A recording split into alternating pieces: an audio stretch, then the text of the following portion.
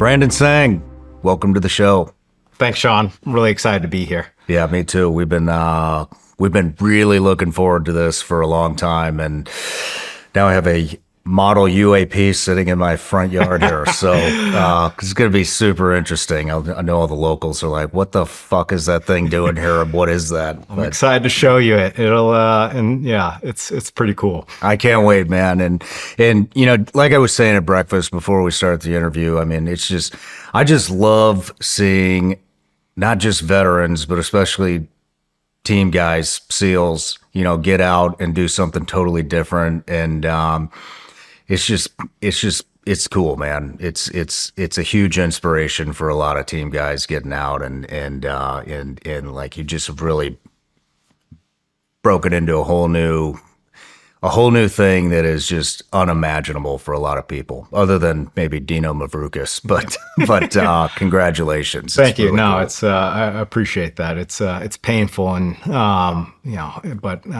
we're excited about what we're doing and hope to make a big impact on the world. And similarly, like I'm super inspired being in this room. Everything you've built is very cool as well. Thank you, man. Thank you. But everybody starts off with an introduction here. So here we go. Ryan Tseng, co-founder and president of Shield AI, a defense technology company you co-founded in 2015 to build AI pilots for military assets. Helped raise over $1 billion in funding for Shield AI, growing the company to over 1,000 employees. You're a former Navy SEAL who served 2 deployments to Afghanistan and 1 to the Pacific Theater, a graduate of the United States Naval Academy, and you later earned an MBA from Harvard Business School. Advocate for advancing U.S. national security through AI and autonomy. Testified before Congress on topics like technology innovation, acquisition reform, and the role of AI in warfare. You're a husband and a father. Yes, sir. Thank you. So, Brandon, I'd like to do a life story on you. And I know we got limited time today, but I'd like to go from childhood all the way up into what you're doing right now, and talk a little bit about your time in the SEAL teams, how you got into the AI business world, and it's gonna be a fascinating interview. Cool.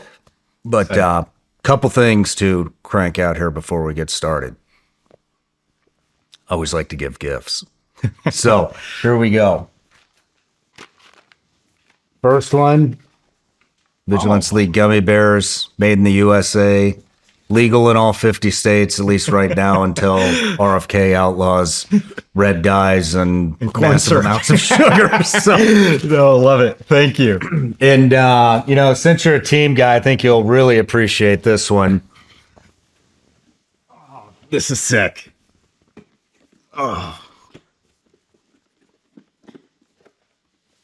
Oh, love it.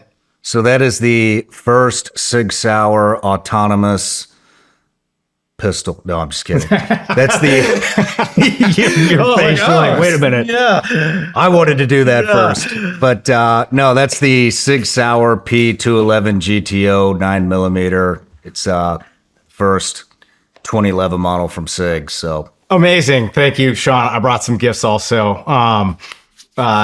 2 things. You got me a gun. SEALs love guns and knives. And so brought you some guns and knives. I love guns and knives. These are, you can open them up. I was in Brazil working with the Brazilian Navy, went out to a place. They said, yeah, we can do these steak knives for you. Dude. You can get them laser engraved. Look at that. And so they're like, what do you want on it? First thing that came to mind was, 'cause I was feeling sorry for myself, suffer in silence. And so with the SEAL Trident on there.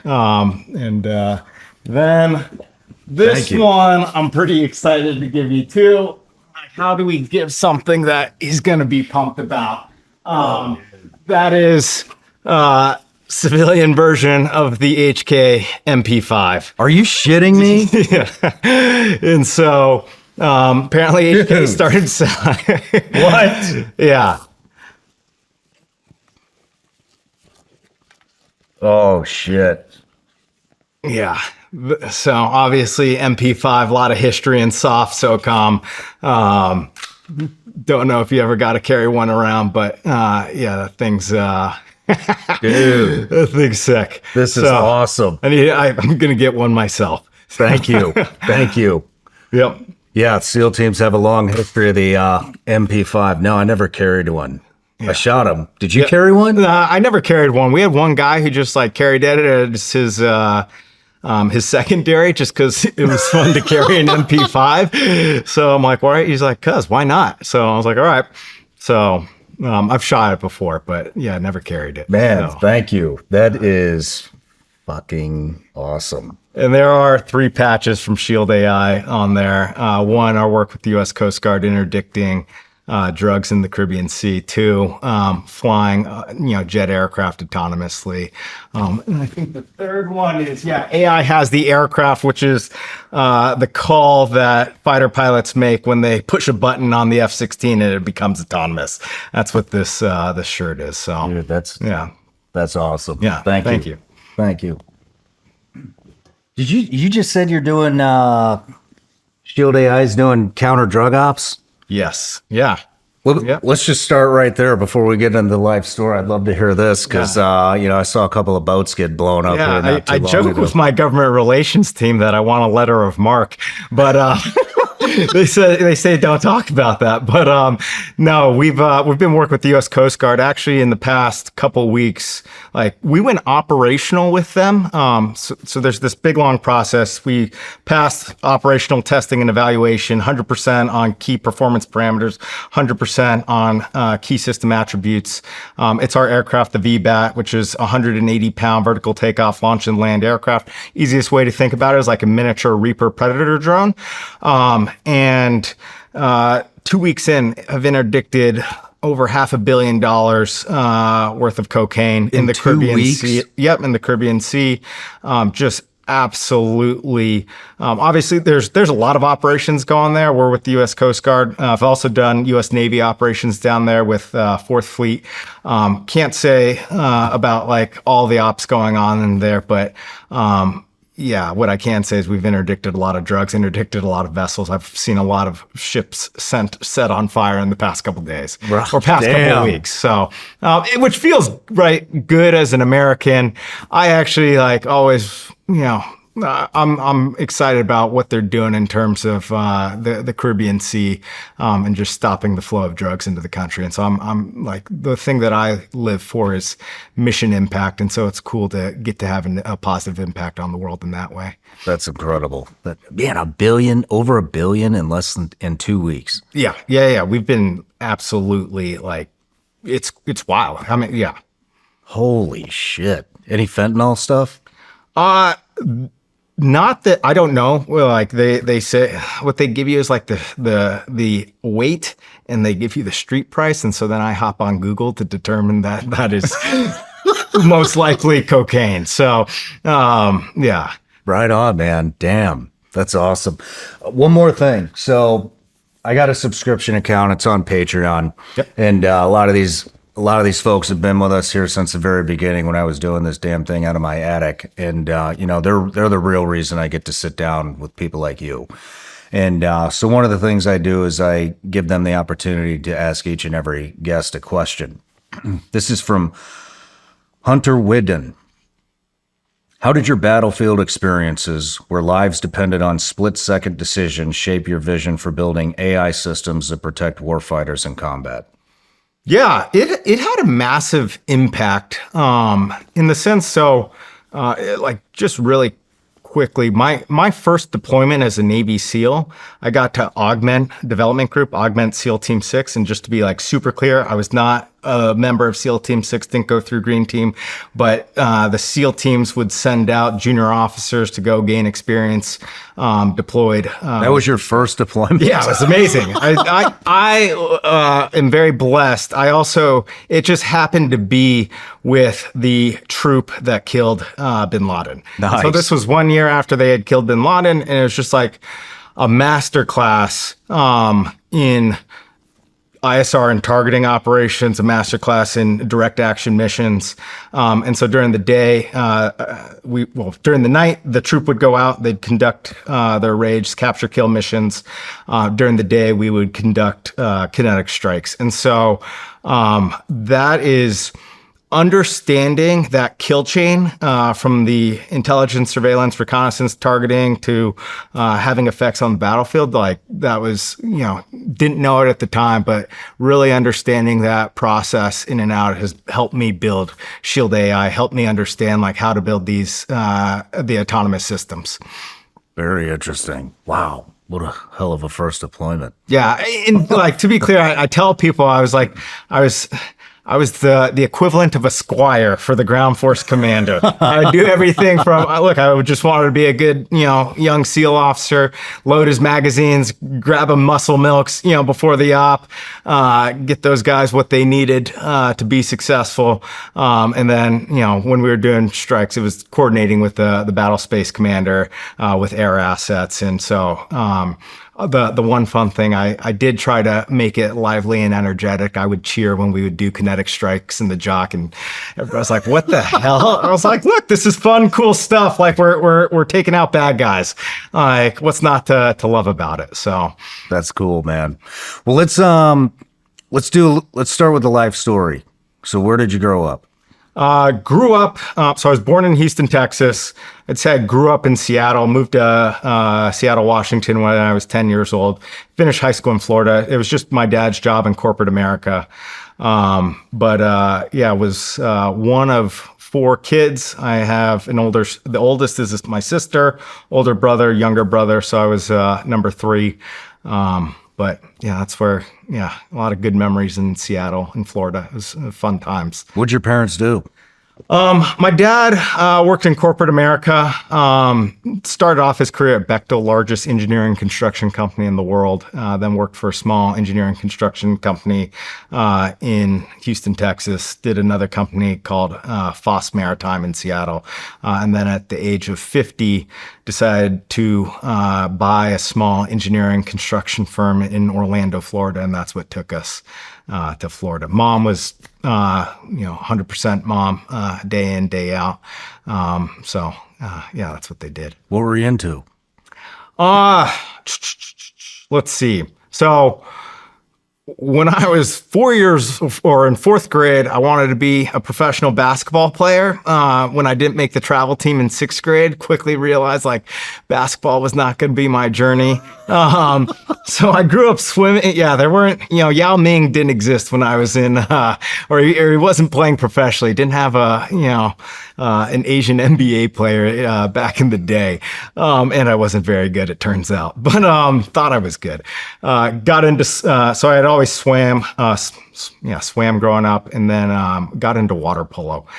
So for me, middle school, high school, it was swimming, water polo, and then video games. There's some pretty intense video game playing in Seattle when it rains 300 days out of the year. I'll bet. Yeah. I'll bet. You close with your brothers and sisters? Yeah. Work with my brother. Him and I my older brother started the company, brought in my younger brother during COVID to start the company. He was at MIT getting his MBA. COVID happened. I said, Nick, why are you doing online school? Why don't you, come join Ryan and I and work on this? And my mom holds it against me to this day that I got him to leave MIT. So she's not happy about it. No shit. So 3 brothers. Yeah. There's 3 of us. Yeah. 3 brothers. Yeah. 3 brothers running the company. Oh yeah. Working together and yes. Yeah. Enabling it. Yeah. That's awesome. Happen, so. That's very cool. Yeah, I mean, there's pros and cons. I was going to say with that. You can communicate really well with your siblings, almost too well sometimes. Right on, man. Well, what got your interest in the SEAL teams? Yeah, so 10 years old, saw 2 movies. Under Siege, which I, to this day, claim is the greatest Navy SEAL movie of all time. Not sure what yours is, but Under Siege and The Rock. So The Rock? Yeah. Where the Marines kill all the SEALs? Not a good look, but those 2 action movies, like I said, Under Siege is the my favorite, but that's what got me interested in it. And so then I asked my parents about it, right? I was like, this looks really cool. They're like, oh, right. They want you to read a lot growing up. So like, oh, you should read books. They got me books on it, got me more interested in it. They thought it was a phase and that it would go away. And then, I think in 10th grade, I asked them like, how can I, be a Navy SEAL? And they're like, all right, this isn't going away. And they said, you should go to college first. I said, well, can I go to college and be a Navy SEAL? They said, go to this thing called the Naval Academy. And so, applied there, got in and just kept the dream alive. So What age did that fascination start? the Naval Academy or Being a SEAL? being a SEAL? 10 years old. Yeah. 10 years old? Yeah. Damn, you followed through. Yeah. No, it was, it was my older brother. I remember I was like 11 years old at the time. It was winter in Seattle. He's like, yeah, you got to do cold weather training. Like, go sit in the snow and I'll spray you with a hose. Right. As an 11-year-old, you're listening to your older brother. You're like, all right, if this is what it takes. So, yeah. Any family history in the military? It skipped a generation. So on my mom's side, my great grandfather was actually a doctor on a hospital ship in World War II. Actually, I have a really cool picture of the Japanese surrender with Admiral Nimitz, and it's a letter. It's signed by Admiral Nimitz saying, Captain Carroll, thanks for your service, to the country during World War II. My grandfather was also in the Navy. He graduated, I think, the Naval Academy in like 1949, but then like skipped a generation. I wasn't close to my grandfather on my mom's side, and then on my dad's side, his dad actually fought in World War II. He was a nationalist in China fighting the Japanese. Wow. Yeah, fighting the communists, and then left China when the communists took over, left with Chiang Kai-shek and moved to Taiwan. So, Wow. Yeah. Taiwan. Yeah. That's a topic we'll probably cover later. Yeah, for sure. Hey folks, our friends at Tractor Supply have always stood for community, for neighbors helping neighbors, and for the people who keep life out here moving forward. And at the heart of every community are the heroes who serve, the veterans, active duty military, first responders, and the families who stand beside them. These are the folks who answer the call, who protect, who sacrifice. And Tractor Supply believes that deserves more than just a thank you. That's why they created the Hometown Heroes program. It's their way of giving back in meaningful, everyday ways. As a hometown hero, you'll enjoy special perks through Neighbors Club, like earning rewards on every purchase, free trailer rentals and delivery, and exclusive savings on holidays that honor your service. And the best part? Once you sign up and verify through ID.me, it's automatic. No hoops, no hassles. So if you or someone you love is a hometown hero, visit tractorsupply.com/hometownheroes to learn more. It's Tractor Supply's way of standing behind those who always stand for us. My days don't slow down. Between work, the gym, and time with the kids, I need eyewear that can keep up with everything I've got going on. And that's why I trust Roka. I've tried plenty of shades before, but these stand out. They're built for performance without sacrificing style. I've put them through it all, on the range, out on the water, and off-road. They don't quit. They're lightweight, stay locked in place, and are tough enough to handle whatever I throw at them. And the best part? They don't just perform, they look incredible. Sleek, modern, and designed for people who expect more from their eyewear. No fluff, no gimmicks, just premium frames that deliver every single time. And that's why Roka is what I grab when I'm heading out the door. Born in Austin, Texas, they're American designed with zero shortcuts. Razor sharp optics, no glare, and all-day comfort that doesn't quit.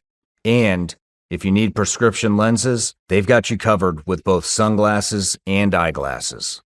One brand, all your bases. Roka isn't just eyewear, it's confidence you can wear every day. They're the real deal. Ready to upgrade your eyewear? Check them out for yourself at Roka.com and use code SRS for 20% off site-wide at checkout. That's ROKA.com.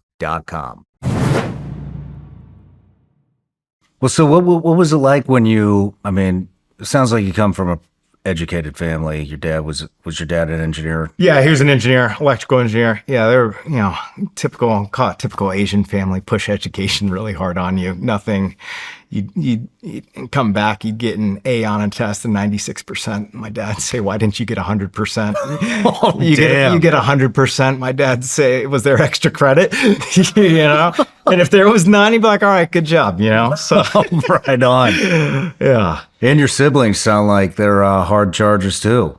Yeah. I think we're all, look, one of the things that was always, be grateful, work hard, right?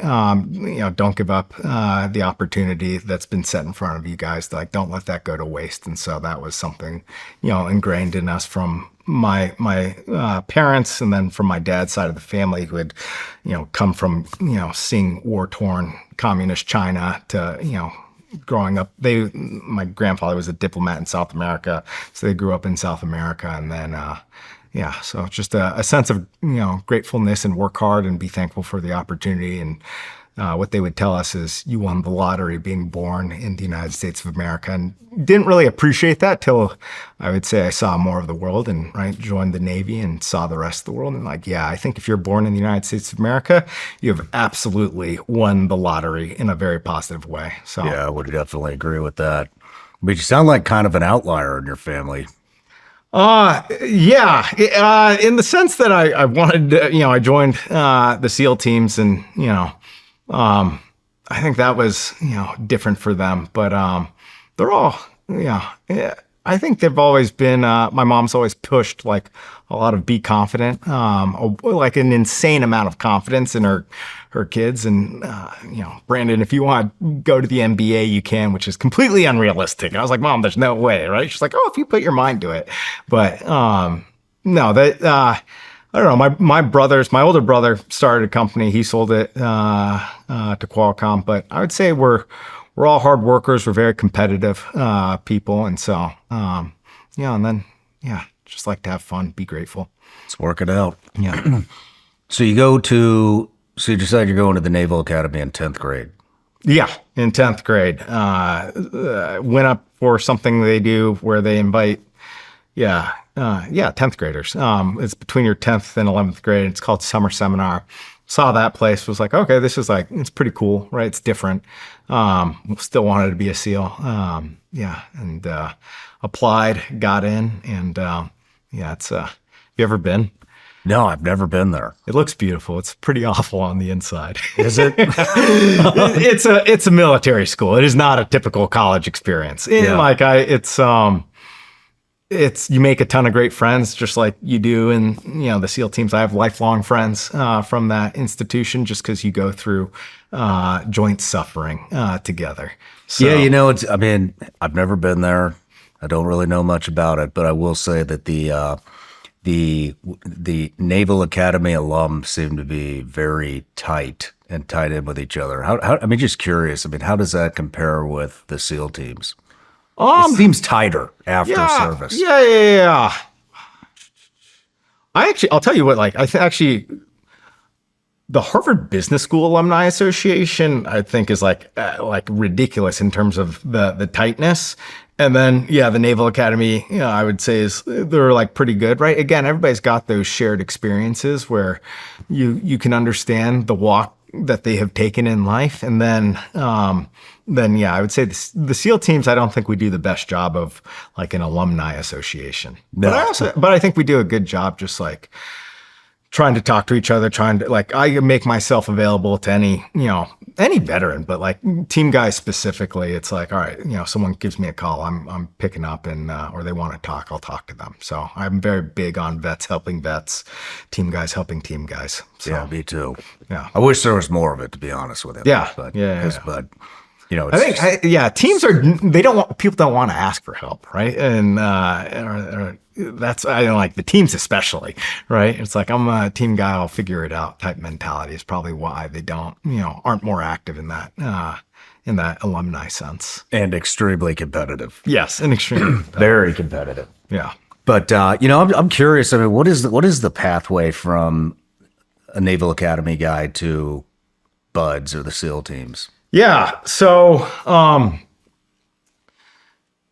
your junior year, when I was there, you go through, they still do it. You go through a SEAL screener, right? And this is Friday night to Sunday morning. It's a hell night, a hell 48 hours, whatever it is.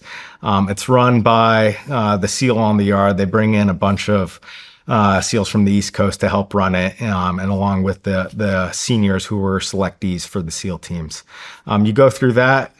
That is, I mean, I don't know, we probably started with 120 people and you finished that screener with like 40 people. And so it's very much, yeah, it's no joke in that sense.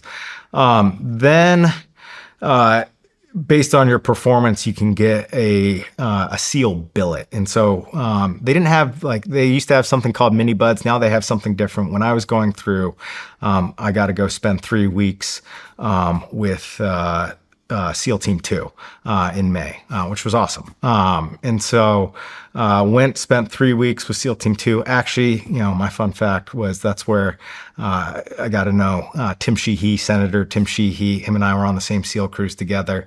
He actually lived a floor below me at the Naval Academy, but got to know him really well on that SEAL, we call it a SEAL cruise.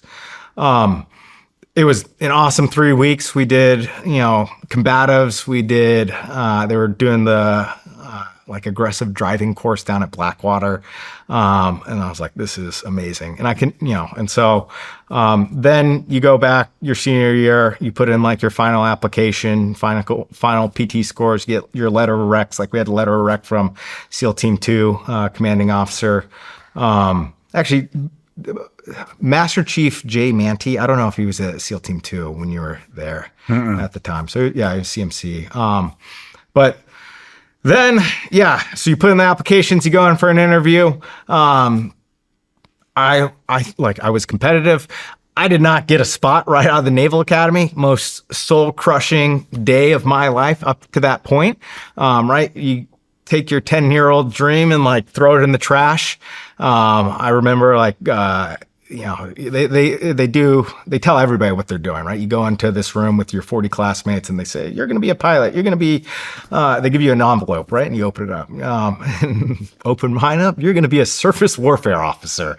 Was crushed, devastated, went back to my room, skipped my afternoon classes. I think I cried in the shower for half an hour. And I was like, all right. After I was done feeling sorry for myself, which was get a day to feel sorry for yourself. I was like, okay, well, let's figure out how to keep the dream alive. So went to the fleet and, then I had to laterally transfer. How was the fleet? I tell people, look, combat, buds, the SEAL teams is the most mentally and physically challenging thing in the world, hardest thing in the world. I tell people being a surface warfare officer was a suck on my soul. It was a spiritual torment. No, and that's just because if you've ever had a job that you didn't like when people say oh, I hate my job. I didn't like my job. I did not like that job was not for me. And it's not to say there's anything wrong with that job. It's just I could not relate to that job. Now I did that job extremely well, and that was my mentality. My mentality after getting denied the SEAL teams was after you go through all the excuses in your head, it's all right, why weren't you picked up? It's because you weren't number one. You weren't the best. And so that became my mentality. It's to avoid ever having to experience that again, I better be number one. I better be the best. That way no one can never tell me no again. So that was my mentality going on to the ship. Got my surface war. We deployed. I gave up 30 days of leave right after I graduated. I was the first person, Naval Academy class of 2008, graduated May 23rd.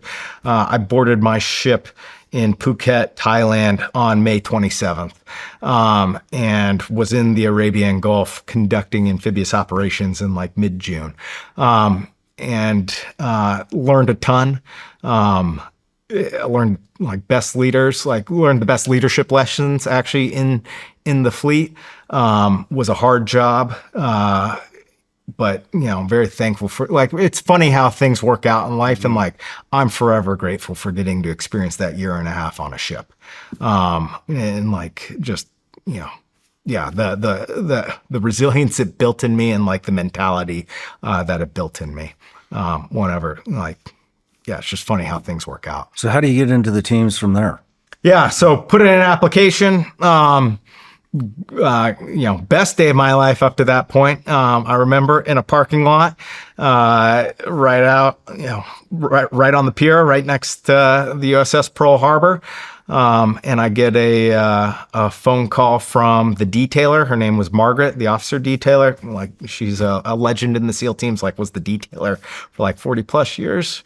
She's like, "Hey, Brandon, like, just to let you know, you've been, selected to go to Buds, and we'll work with your ship's admin to like get you orders there." And I was like, "Thank you so much." I hung up the phone, and I was in my car, and I was just like let out like, screams of joy. Like, I was pumped to go there. So, yeah. How was it checking in? It was awesome. I loved Buds. Like, to the point, like, you coming from the fleet to like going to Buds. It was, yeah, I think I love the ruthlessness of Buds. I love the humor of Buds. The instructors are the funniest people on the face of the planet. Like, I loved every second of it. Like, it just not be like, that's where I wanted to be. And so like, even in Hell Week, like, I remember like USS Pearl Harbor was out on the water, and I'm just like, oh my God, like, I'm not on that ship. Like, thank you. Blessed to be here, blessed to be getting surf tortured. So you don't hear that very often. Yeah. So no, it was great. What kind of did you have a tough time at Buds at all? Did you have any hang-ups? Yeah, like, there's always one thing, I think, for like everybody, even if like someone does things well, and this is the wild one. The tread took me 4 times, which, like, I'm embarrassed to say as a water polo player. All my water polo friends from the academy who were, SEAL officers also, they're like, "What the hell is wrong with you? Why can't you tread the water?" I was like, dude, I have no idea. Tread with the tanks? Yeah, tread with the tanks, right? Your hands out with the fins. And it was treading with the fins, which I think was like, it's a different motion. And so, yeah, the instructors were baffled too. Cause look, I was coming in like first, second place on every swim.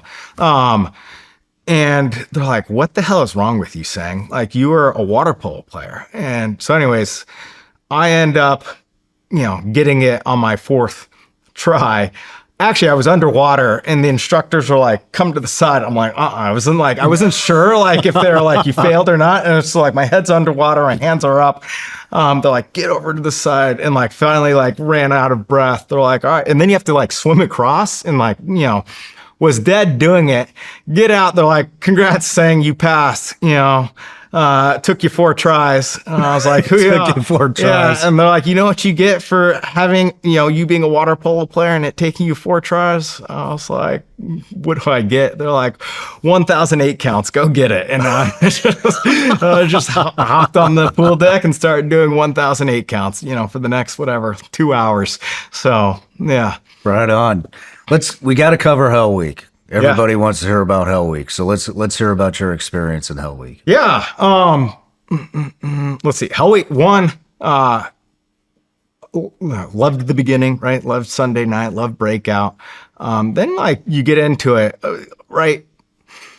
I think it's Monday night, you feel really sorry for yourself. And at least that's what, like, I think it hits like 24 hours, that high wears off, and you're like, okay, I've been doing this 24 hours. You feel sorry for yourself. And I remember one of my friends was a brown shirt rollback, right? And so he's supporting, and I just ran by, like, I'm running to like chow or whatever. And I was like, "Joe, like, is this as crappy as it gets?" He's like, "Yeah, brother, just keep moving forward." And I was like, "All right, good." But like, that's when, I want to say majority of the class quits that Monday night because people are feeling sorry for themselves. Second thing that I would call out, so like after that, like, then you get into the groove and like, you're just like moving forward. I don't think people talk about like how ruthless it is under a boat with people. One of the things I loved was like seeing boat crews kick the underperformers out and like just the viciousness of it. Like when you see someone ducking boat and like their teammates would just punch them in the back of the head and they would like fall over. Like, I don't think like it is like, if you're not carrying your load, the instructors don't have to do anything, right? Your classmates are going to take care of you. So I love that aspect of it. Wednesday night I think it's Wednesday. Yeah. We did camp surf. And I don't know if people, that to me was the worst evolution. So it was, 1 a.m. and for 4 hours, there's like the wind is blowing. It's probably like 50 degrees outside. You're soaking wet and we're digging a trench with our paddles. And every minute on the minute for 4 hours, we go hit the surf and your body is so saturated with like salt water, so chafed. Every single time you would jump in that water, it was like shock therapy. It was like a million needles just like crushing my body to the point where right after Hell Week, you never want to get into the ocean again. It's because you have this like this, you were just tortured into recognizing like it's not comfortable getting in that water. So that's what I remember. And then fun thing we did around the world where you row on the boats around the entire San Diego or Coronado Peninsula. And one of the instructors brought out a boombox and they played the techno hit Around the World, like around the world, for the entirety of that like 10-hour evolution.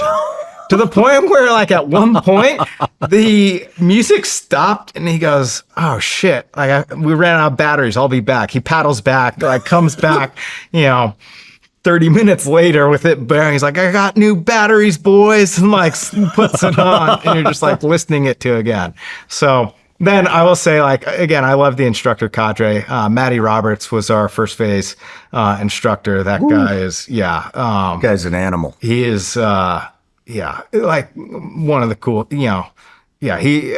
he told us, he's like, look, if you guys are here after Hell Week, I'll tell you how I got the Silver Star, and like told us that story. And to have that, one of the things, again, amazing people, right? But that's your first phase instructor. A lot of people don't know, like he was nominated for the Medal of Honor, and like you get to learn from that person, like how cool is that, right? And like that is the guy who's putting you through the gauntlet. Like I loved every moment of it. So damn. Yeah. So what did it feel like, to graduate buds and SQT? I mean, when you finally got your trident. It feels good, right? It's a good accomplishment. And then I would claim like the real work starts, right? And it's like, I think the teams do a good job of that. It's like, look, congratulations, you've made it to the community, and now like it doesn't get easier. It gets faster, it gets harder. The expectations are real. We're no longer in, training environments. You're getting ready to go to war. And so loved that. Again, I checked in SEAL Team 7. Actually, like one thing that I also, again, I don't think a lot of people appreciate this. At least, probably the same for you when you guys were like going through it. But you experience just like in that community, you see a lot of death. Like more than any, like I've been to more, right? You go to a ton of memorials, like a lot of funerals, and that's something that I don't think the public realizes, like, oh, it's 21, 22, 23-year-old young men are just, in those first couple of years going to a ton. The week before we graduated SQT, extortion happened. And one of our classmates, Brock, his brother, Heath, was on that airplane, right? And so it's like very real. We check into SEAL Team 7. I think it's Mike Tatham. He, was, he died in R&R, but he was deployed to Afghanistan during that time. And so I thought that was kind of, when I reflect back and think about it, that's something I don't think, thankful to be part of the teams, but a lot of people don't get to, that's like one of the things that I think helps shape you as like a young man, being around, all of, war, death, all of it. So Yeah. Yeah. What was it like checking into 7 for you? it was good. Again, those guys were deployed, and so we had like 2 months of. I was going to schools. I went to Tier 1 off road, which was cool. Got to learn how to drive off road vehicles. And then when the team got back, they're reorganizing. That's when I got to go deploy with. I got to augment development group, and so, and then after pro dev hit ULT, and yeah, that was a ton of fun too. Yeah. So you check in and you go right into a dev group deployment. Yeah. So And that's like winning the lottery too. yeah, no, exactly. And can cover down on that. But so to be clear, not part of SEAL Team 6, but got to augment them. The SEAL teams were sending junior officers out to basically get experience. And so I spent 3.5 months in Afghanistan out of Fob Shank and Bagram. And so I got to augment the troop that had killed bin Laden. And I tell people, like, look, I was like basically the squire for the ground force commander. But during that time, got to learn. It was a master class in ISR and targeting. The troop would go out in the night and conduct direct action raids. And then during the day, we were conducting kinetic strikes. And that's where, I got to play, a really nice role as a junior officer, just coordinating those airstrikes, which was a lot of fun. Did you get to go on any of the hits or? Didn't get to go on any of the hits, which was, I get it, right? It's like those guys train up with, you're a new guy, right? You earn your way onto that mission. And I was a fresh Navy SEAL with a month and a half of, at the team. And so, no, didn't get to go with them. What? So coming back, I mean, to see the pinnacle of the SEAL teams, like the pinnacle, especially with that, with who you deployed with, year after the bin Laden raid. I mean, did that create some false expectations? It's a good, yes. Right. A couple times my platoon commander, my troop commander, like, Brandon, yeah, we're not damn neck, right? We're not DevGru. We get those guys only go out at night, right? Why are we going out during the day, guys? They're like, look, we got to seize terrain. This is our mission. So fortunately, on my deployment to Afghanistan with my platoon, we had a ton of air assets.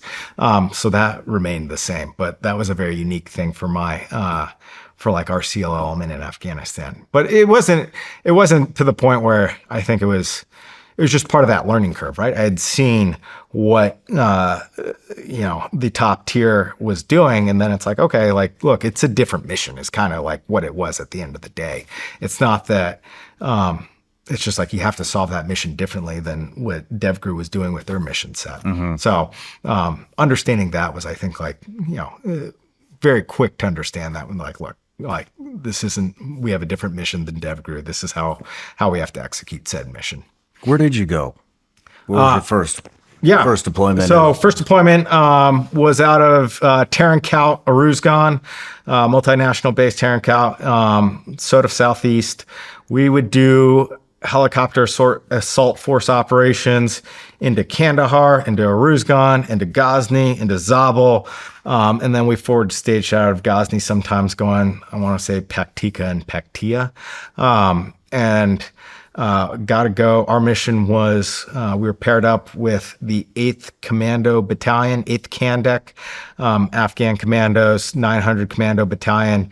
Every single mission at that time in the war, it was a 10-to-1 force ratio. We had to bring 10 Afghans out for every single operation. And so we would bring 13, 14 guys and 130 Afghans. Holy shit. Yeah. Talk about moving pieces on the battlefield. Wow. Yeah. What'd you think about working with those guys? It was not, I did not there's pros, there's cons. I would say overall, I did enjoy it. Right. It was, when you go out with that many inexperienced guys, it makes the mission more dangerous. Mm-hmm. It was very clear to us that that like probably like 85% of them didn't want to be there. Those guys would sit down in front of like target compounds in front of the fatal funnel. Like they didn't value like, self-preservation. And so now again, there's probably like, you bring 130 out, there's like 15 hard chargers, and like you use those 15 hard chargers. But it was, I appreciated the challenge and the complexity of the operations, multi-day village clearances. It was cool. We got all the air assets in the world, right? Our mission was, hey, this is 2013. America's not going to be here forever. Like we have to train the commandos to stand up on their own. And so that was an interesting mission set.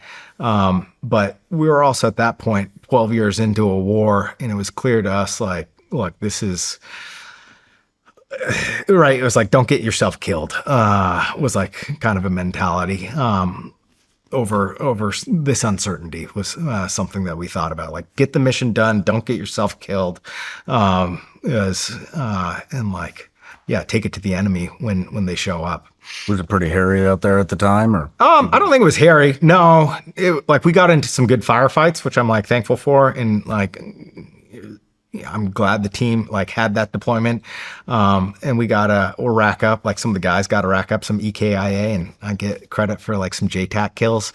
But I think it's like 1/4 or whatever. But Let's hear about it. no, the JTAC stuff. Let's see. There's this one, just like this was, got our new JTACs, right? We have experienced JTAC, new JTAC's the lead JTAC on this operation. And, I'm working with him, and there's this guy that's taking, pot shots at us, from probably like 1,300 meters away from a mountain, right? And it's like hard to find them. They're moving, and it's indirect fires, right? But we're like, all right, let's bring on C-130 and drop some ordnance on this guy. And turns out the C-130 had not doped in their 30 mic, and like, and so they're shooting at this guy, and we have a rover feed where we can see, and rounds are just missing him, and the guy is running, and he runs, and like the new JTAC, I'm like, what's going on? He's like, they keep missing. Like, why are they missing? And like, right, because he wants to take out this bad guy. He runs probably for about 4.5 minutes, just like smoke going everywhere, like rounds coming in on him. Finally, they drop I want to say it's called a Griffin, GBU-39. It's a glide bomb, because the guy like stops under a tree, and tries to like hide under the tree, but we had him on IR footage. And so that was an interesting one. So, yeah, it was new JTAC's first, JTAC kill. And so, yeah. That was your first one. Yeah. How did that feel? Indifferent. I'm like, yeah, I just wanted honestly, like I just wanted the team to complete the mission. So. Right on. Where do you go from Afghanistan? So let's see. While I'm in Afghanistan, my orders were to go, I want to say it was to SEAL Team 2. I had orders to go to the East Coast. During that deployment, I get an email from one of my SQT classmates, another officer at SEAL Team 5, to say, Brandon, you want to hop on the phone? I was like, cool. So I hop on the phone from Afghanistan. He's in Coronado. He's like, hey, I've got family issues. I have to step down from my platoon commander billet at Team 5. He's like, do you want to take it? And I was like, oh, that sounds like awesome. Like, all right, I'll get to go right into a workup. Or like, yeah, I was like, what's the catch? She's like, you're going to go right into a workup. And so I called my wife, said, hey, hon, we can either go to the East Coast, right, and like make that move and go through a pro dev cycle and do a ULT into a deployment. I was like, or we can stay in San Diego. But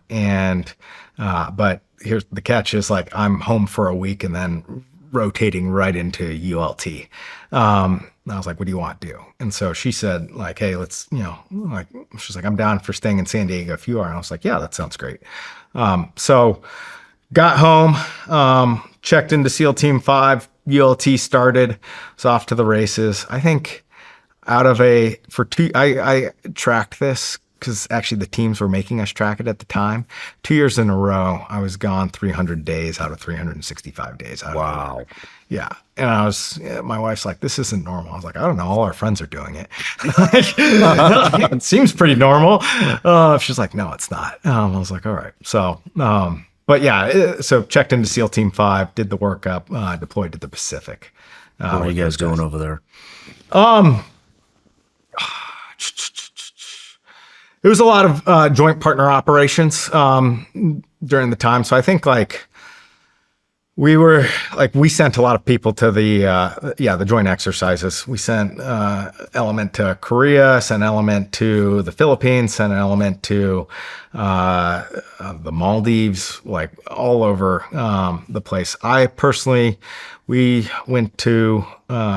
I went to Vietnam. I went to Singapore. We did the POTUS detail in Hawaii for President Obama, augmenting Secret Service. That was pretty cool. But yeah, it was a really cool experience. Right on. Why did you get out? I wanted a number of a whole host of reasons. I wanted to do something else.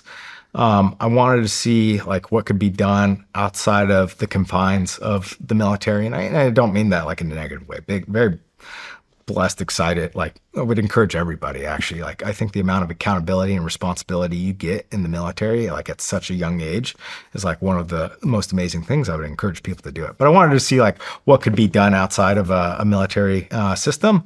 I knew what the career path looked like for officers.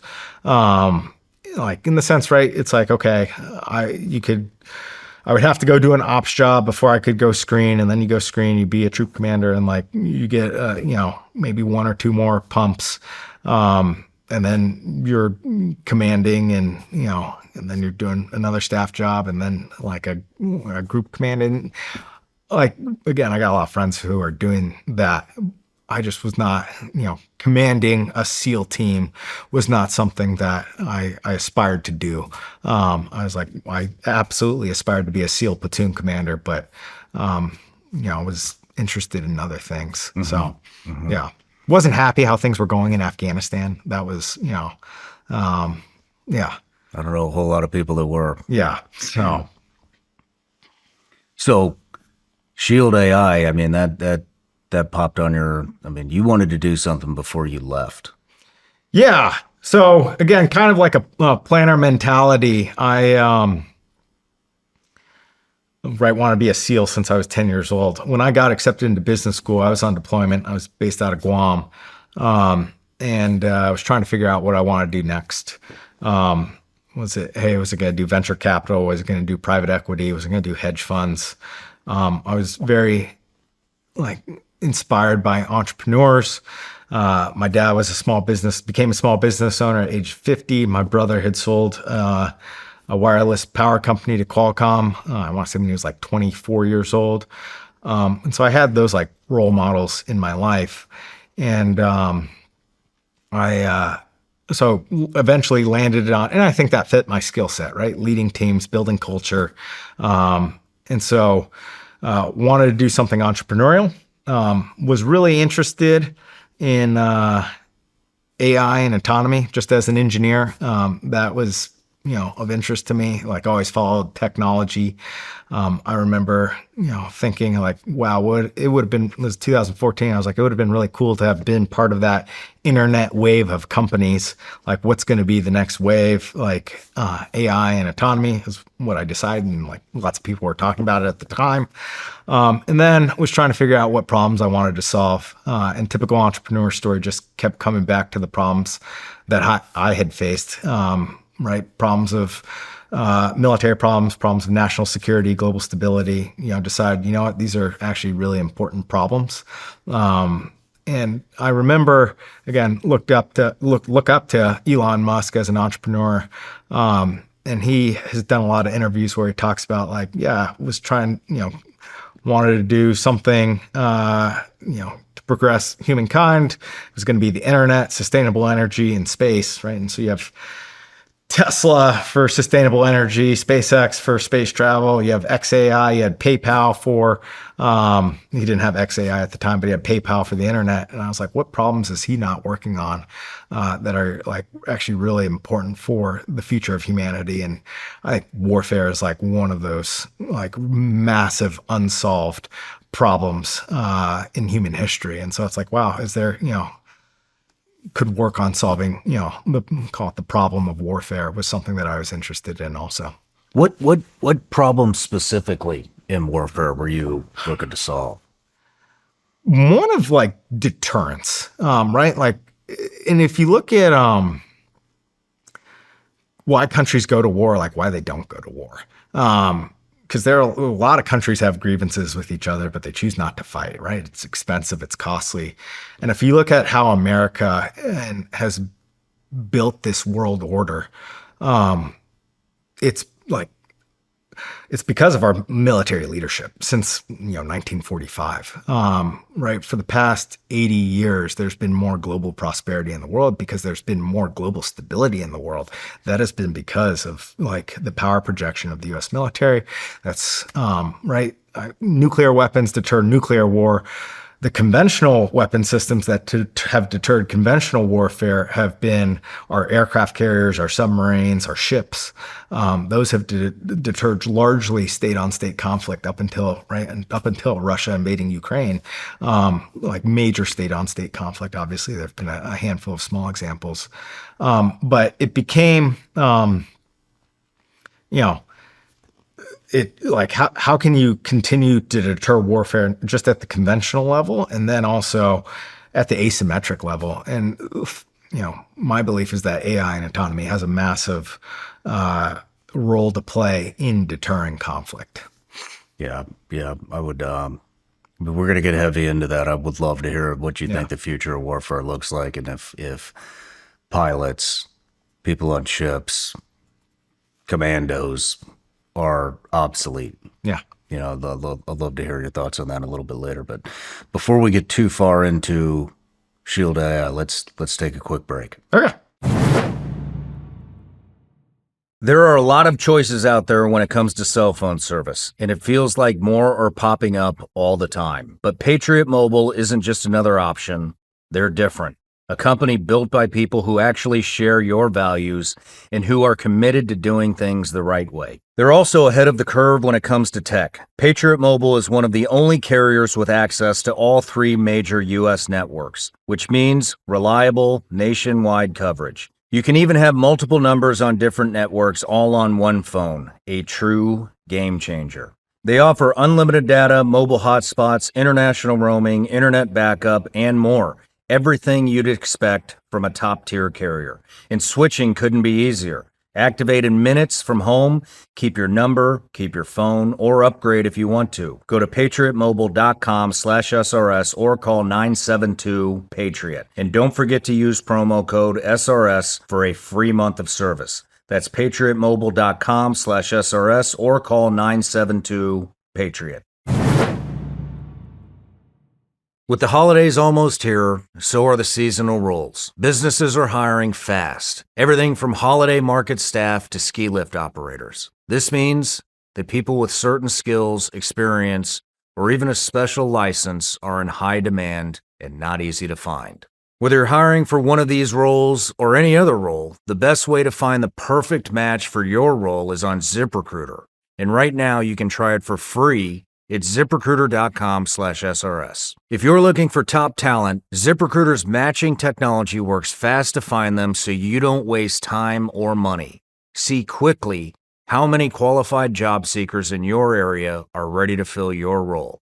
And with ZipRecruiter's advanced resume database, you can instantly unlock top candidates' contact info. Let ZipRecruiter find the right people for your roles, seasonal or otherwise. 4 out of 5 employers who post on ZipRecruiter get a quality candidate within the first day. And right now, you can try it for free. It's ZipRecruiter.com/SRS. Again, that's ZipRecruiter.com/SRS. ZipRecruiter, the smartest way to hire.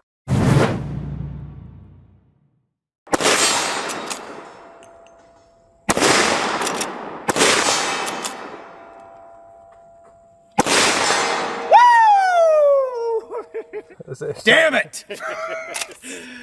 If you've enjoyed watching, there is a lot more waiting for you over at Vigilance Elite Patreon.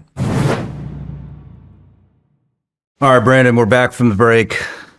I need to work on my shooting. That was a little rough out there, but Good break. Good time, I right? mean, it was a little rough for me too, but so I want to get into, why you're here, Shield AI. Yep.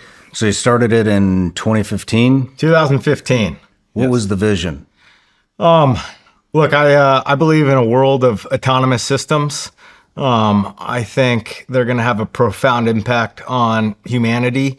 As it relates to the defense world, I just fundamentally believe that autonomous systems are like swarms of autonomous systems are going to be the most strategic conventional deterrent of the 21st century. And I think it's important for the U.S. to lead here. And so wanted to start a company that realized this vision. I think there are a couple people talking about it in 2014, Deputy Secretary of Defense Bob Work, but what I was seeing was no one was really working on it because it requires a lot of software expertise to actually build the AI and autonomy. And that's not what the traditional defense primes are known for. They're not known for their software systems. They're known for building the aircraft carriers, the submarines, the fighter jets of the world. But the best of AI and autonomy was all going to Silicon Valley at the time. I mean, what is, I know you guys have a bunch of different projects, but what overall, what is Shield AI? Mission is to protect service members and civilians with artificially intelligent systems. In pursuit of this mission, we have been building and proliferating the world's best AI pilot. Easiest way to think about an AI pilot is self-driving technology for unmanned systems. Why is that important? It enables unmanned systems to operate without GPS, without communications, or while GPS or communications are jammed. It enables them to operate without a remote pilot, and then it enables them enables the concept of swarming or teaming, where they are able to share information with each other, read and react, and work together as a team. So these, all the different stuff that you're making, these aren't piloted from somebody in Nevada or No, they are piloted by an onboard autonomy stack, an AI pilot. And again, if you've ever driven a Tesla or been in a Waymo where it's just navigating the streets, executing the mission of dropping you off from point A to point B, making decisions about what to do, same type of technology, but for military applications. Damn. So, what was that's like, it's just a huge thing to take on, especially, coming out of the SEAL teams. Where do you even start with that idea? Look, I think you actually start with like the vision, right? And I asked myself, and then you work backwards from there. But, in 2015, I asked myself, what does the military of 2035 look like? And what is the role that AI and autonomy plays? I decided that AI and autonomy should be powering, commanding, maneuvering every single military asset under the sun. And then you say, okay, well, how do we get there? Like in BUDS, like in the SEAL teams, just one step at a time. And so we started with a problem that I was super familiar with, clearing buildings of threats.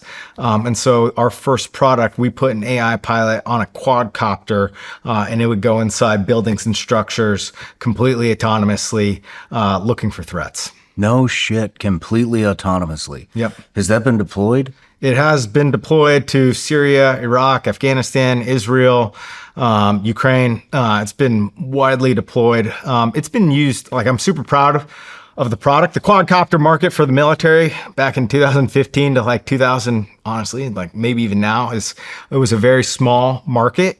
But the mission impact that we got to have, I'm very proud of, the best of the best soft forces have used it on operations. It has absolutely brought guys home back safely to their families.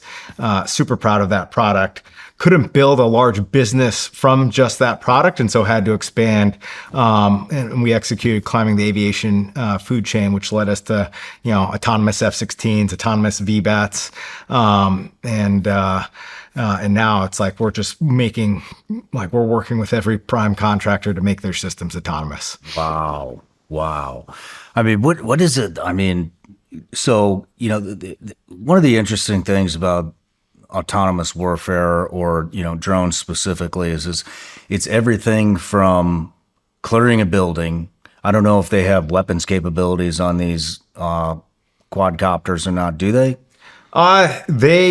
We would not ship it with them, but folks have figured out like how to strap their own things. But that's not like we don't even make these quadcopters anymore because we've had to in the same way Tesla doesn't make a sports car anymore.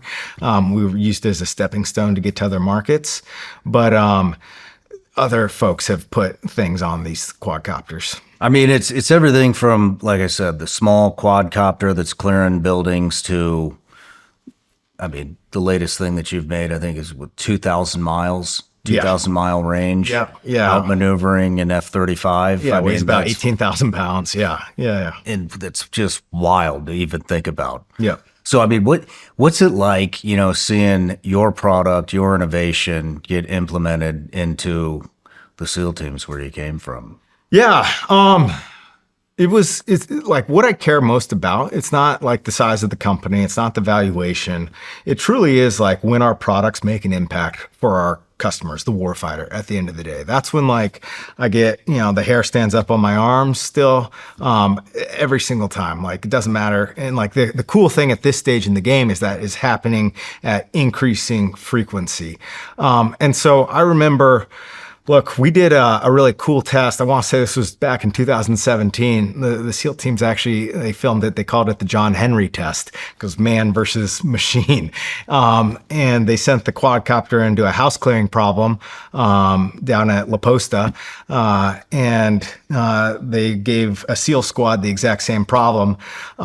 Quadcopter, right, and like solve the problem faster. And at the end of this problem, this house clearing problem, there's a houseborne IED, which was like a way for the SEAL teams to say like, yeah, it doesn't matter. Like that's, you cleared the building, but you still get blown up. And so seeing the reaction from the guys after that, they're like, okay, like I can see why this is like a valuable capability. Even with all its flaws, and it had a lot of flaws back in 2017, 2018 timeframe, but they took it overseas, found utility out of it.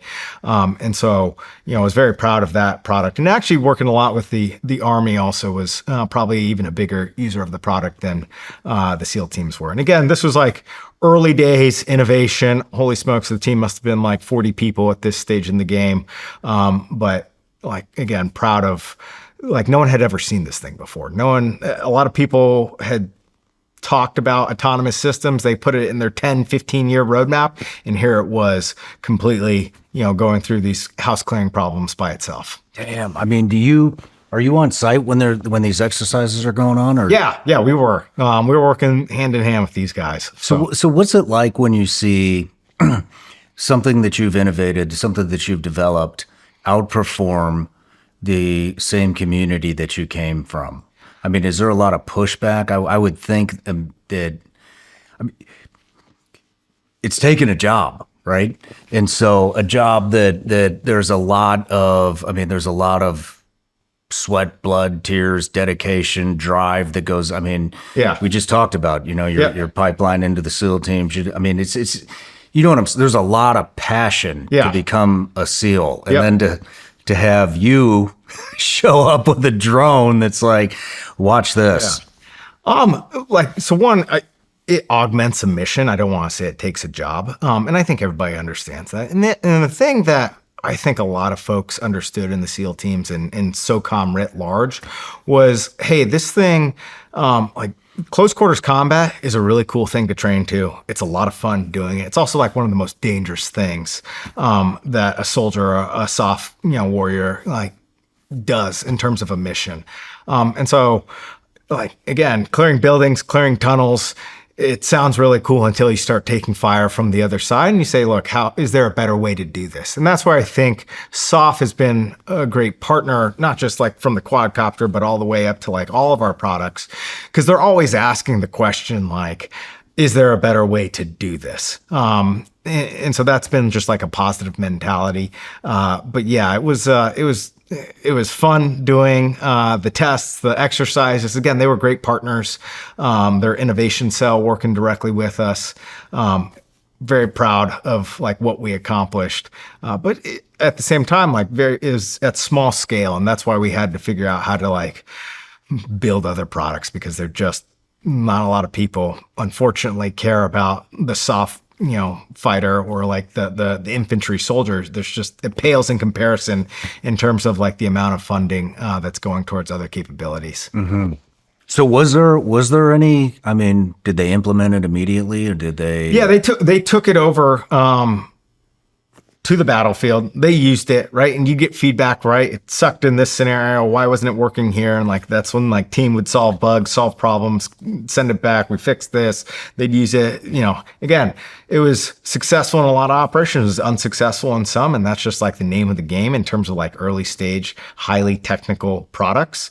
But yeah, again, I'm very proud of that product because 100% used on some of the most important missions that this country does, and 100% brought guys back home safely to their families. And so I can't go into those missions, but missions where HBIDs went off, SVESTs went off, wow. Those types of missions where it's like if there had been guys inside that building, like we all know what that looks like. So, or you and I know what that looks like. Wow. So you're always getting direct feedback from the field on how these things are going. Yep. Can you talk about, if you can't talk about these specific missions and what they were for, I mean, can you talk about some of the successes and failures that you saw the product doing? Yeah, just simply it would go inside these buildings. In terms of like the SVES world, right? Drones had been hunting bad guys for 20 plus years, and all of a sudden the Americans show up with a drone that goes inside buildings. And so we have seen terrorists see this thing come inside a building and clack themselves off. Oh, shit. Yeah. What were some of the failures? What were some of the things? You'd have trouble in like highly dusty conditions. Our first generation product used a Lidar, our first generation quadcopter. And so Lidar, when you're operating in dusty areas, it spins up a lot of, particle sand in the air. And every single time that Lidar is scanning, it's getting a reflection back from that dust. And so that caused a lot of challenges, a lot of headaches in the early days, because simply, that's where our customer was operating, in these dusty desert-like environments where people lived in mud huts, or there's just sand and, or there's war zones where there's just like dust everywhere. And then when you fly a quadcopter that's spinning up all that dust, that would be a challenge. Going through really small doorways and tunnel systems was another challenge, because when you like the wind vortices that these things are like when they're flying, it's sucking them into the wall because you're flying in such close proximity. And so that's just like a controls challenge that we had to solve. But those are like some of the headaches and problems that you have to solve where the customer uses it. They're like, oh, what the hell? It doesn't work, right? Customer at the end of the day just wants their product to work. And so the other good thing about that soft customer is that like they're a very demanding customer, but they're also like understanding of where a product is in its maturity life cycle. Interesting. I mean, how small are these things? These things were about 2.5 pounds this big. Yeah, size, like it fit through a standard doorway. That was one of our product requirements. So how would it be implemented? I mean, we were just talking about, doing hits and all this stuff. And so what exactly in the soft world, because that's all I can relate to. It was primarily used in call-out operations. So, right, it wasn't going to be used in a dynamic like HR mission or anything like that. But like when you have a deliberate target where you're executing a call-out, where, right, you can think of like for the non-military audience, like the FBI surrounding a house, like come out with your hands up, right? There's pros and cons to executing an operation that way. But during those types of operations, you execute a call-out, right? people would come out of the building. It's like, well, let's go make sure everybody's out of the building. You send a quadcopter in, or you send the quadcopter in first. Those types of operations. Damn. I mean, what did that wind up developing into? What was the next product? Yeah. So a couple things. One, to the point where like recognize really quickly that, hey, this market is vicious, small. Everybody thinks of quadcopters as toys. This is, again, back in 2018, 19, 20. Like, there's not real money flowing towards these quadcopter products. We said, hey, we have to figure out how to get onto more strategic, strategic platforms, strategic capabilities. That's where a lot of the defense dollars were moving. So what we ended up doing was, during the time, we decided, hey, we're gonna buy another platform. So made that decision in late 2019, 2020. There was a couple acquisition targets that we were looking at. Ended up in 2021 buying two companies, both at the same time. One of the companies, Martin UAV, they made the VBAT. The other company, Heron Systems, they were working on AI and autonomy for fighter jets. And so what we were able to do is, hey, let's put the AI pilot on the VBAT, which is, again, you think of it as like a miniature Predator Reaper drone. And then, we wanted access to these programs where we could put AI pilots onto fighter aircraft. I mean, so we'll get into the fighter aircraft here in a little bit, but I mean, how do they think? I mean, is it literally like to the quadcopter all the way up to the, you just called it the XBAT? Yeah. I mean, how is it just, you switch it on and point it in the right direction? Yeah. So for the quadcopter, there was a button on the side. You press it, it like spin its rotors and like take off from your hand and like go inside the buildings. The way that like it works from a technical perspective, and like this is a simplification of it, but there's a series of software modules in every self-driving car or humanoid robot is working like this. And like every one of Shield AI's products is working like this. The software modules that make up this AI pilot or this autonomy stack, you have a state estimation module. State estimation is like, where in the world am I? You have a mapping module. It builds a map. You have a controls module. You have, that's like how to actuate motors. Your steering mechanisms. You have a reasoning model, what we call global reasoning. You can think of this as like the mission. Is the mission to go inside a building and clear it of threats? Is the mission to dogfight F-16s? Is the mission to find surface-to-air missile systems? Like what the mission is. That's what the reasoning module is. Then you have like a path planning module, which is like, okay, what are the steps that I'm going to take to execute said mission? So those are the different software modules that make up an autonomy stack. The way that, it operates without GPS, right? It's building a map of the room, its environment, whether it's using cameras, whether it's using Lidar, whether it's using radars, to basically build a map of its environment. And then it's estimating its position based on the map that it's built. Again, I think a lot of people try to like overcomplicate autonomous systems.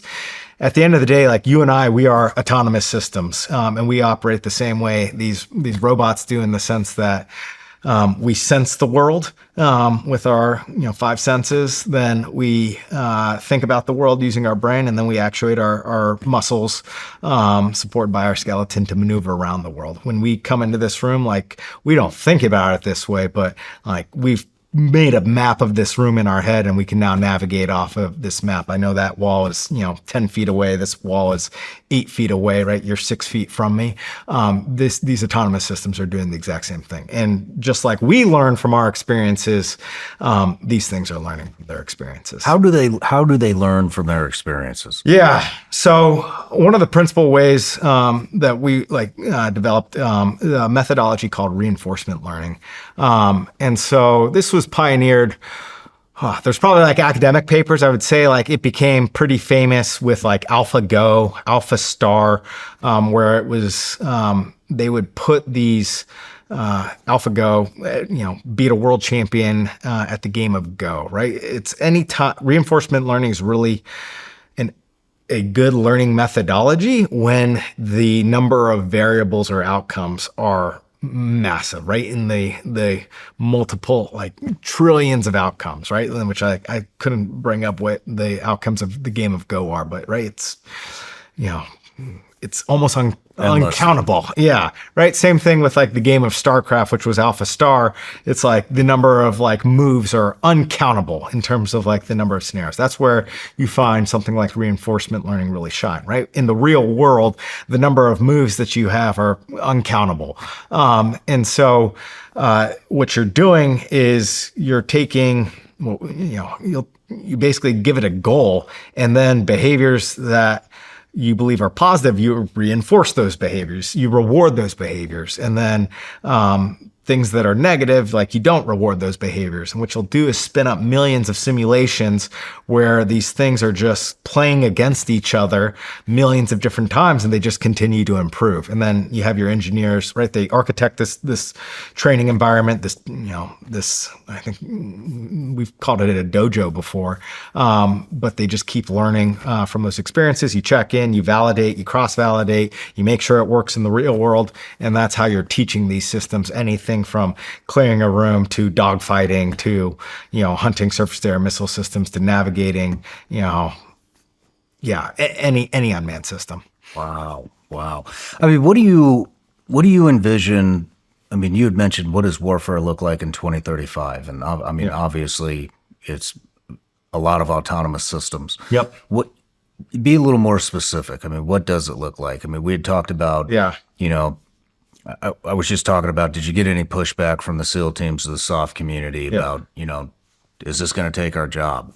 Which, my perspective is, yeah, it probably will eventually take your job. But, that sucks for somebody that's aspiring to be, a SEAL, a Green Beret, infantry, whatever, right? But I mean, for the broader consciousness of the country and even the world, I mean, that's less people coming home in bags. Yep. And so I mentioned at breakfast, I interviewed, Palmer Luckey, and kind of asked him the same question, what does it look like? Is this going to replace all personnel military wide eventually? He says no. He knows a hell of a lot more about this than I do, but when he's talking about, and you too, I mean, when you guys are talking about this stuff, I mean, it's making pilots obsolete. It's making, Dino Mavroukas, another SEAL who's doing autonomous surface warfare vehicles. It makes a lot of naval vessels obsolete. I mean, the drone that, the quadcopter, that's taken somebody's, job. And so I'm just curious, I mean, which I just want to be clear. I think that is a good thing for the nation. Less deaths on our own side and more is obviously better. Yeah. So, what is your vision? What does it look like in 2035? In 2035, so there's directly in 2035, humans still play a massive role. I think it's going to be a human machine team augmented by swarms of autonomous systems, but you are still going to have it will not have proliferated. Autonomous systems will not have completely proliferated by that stage of the game in terms of how militaries operate. Still going to be a heavy reliance on humans for a number of different mission sets, augmented often by machines. If you look at I don't know what the time span is. I'm going to say 100 years simply because no one will be get upset at me for making a 100-year prediction. Yeah, I don't think you see humans playing a big role in warfare 100 years from now. I think that actually happens probably sooner, where countries, it becomes a, robot on robot deterrence, where, right. And I think that's it's a good place, right? Where it's neither side you want to be sending, young men and women, to fight each other, over, often what I would call things that we shouldn't be fighting over. Mm-hmm. So I do think you'll see a lot of autonomous systems in 2035. I don't think they're going to be executing every single mission that the Department of War executes on. But I think people are going to see like, holy smokes, in the same way we in the soft community saw what, the Reaper drones, the Predator drones could do for us from 2000 to 2020. I think you're going to see people say, holy smokes, look at what autonomous systems can do for us. We like need to double down, triple down, 10x down on like these types of systems, because they're going to have massive strategic impacts on the battlefield. And happy to talk, about why. Let's do it. Yeah. I think, and like, this is why I believe autonomy, if I had to like point out like the most strategic technologies in warfare for the past 90 years, 100 years, it'd be like, our air power. And behind that, you have like, our nuclear triad, our nuclear submarine, super important. In the 80s, we developed stealth technology and GPS guided munitions. Then we adopted large drones from 2000 to 2020. And I think the next evolution, which is really a transformation, is this proliferation of autonomous, highly intelligent autonomous systems that are ubiquitous on the battlefield.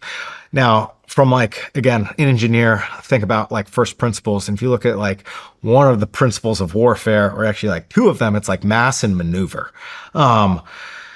Mass, super important, right? Those who are able to apply mass and maneuver on the battlefield more effectively than others have always been more successful in the history of conflict, right? Larger armies, just with mass, often won wars from like 4000 BC to frickin', the 1800s. Then maneuver started becoming more important, and now it's like, how can you maneuver mass most effectively?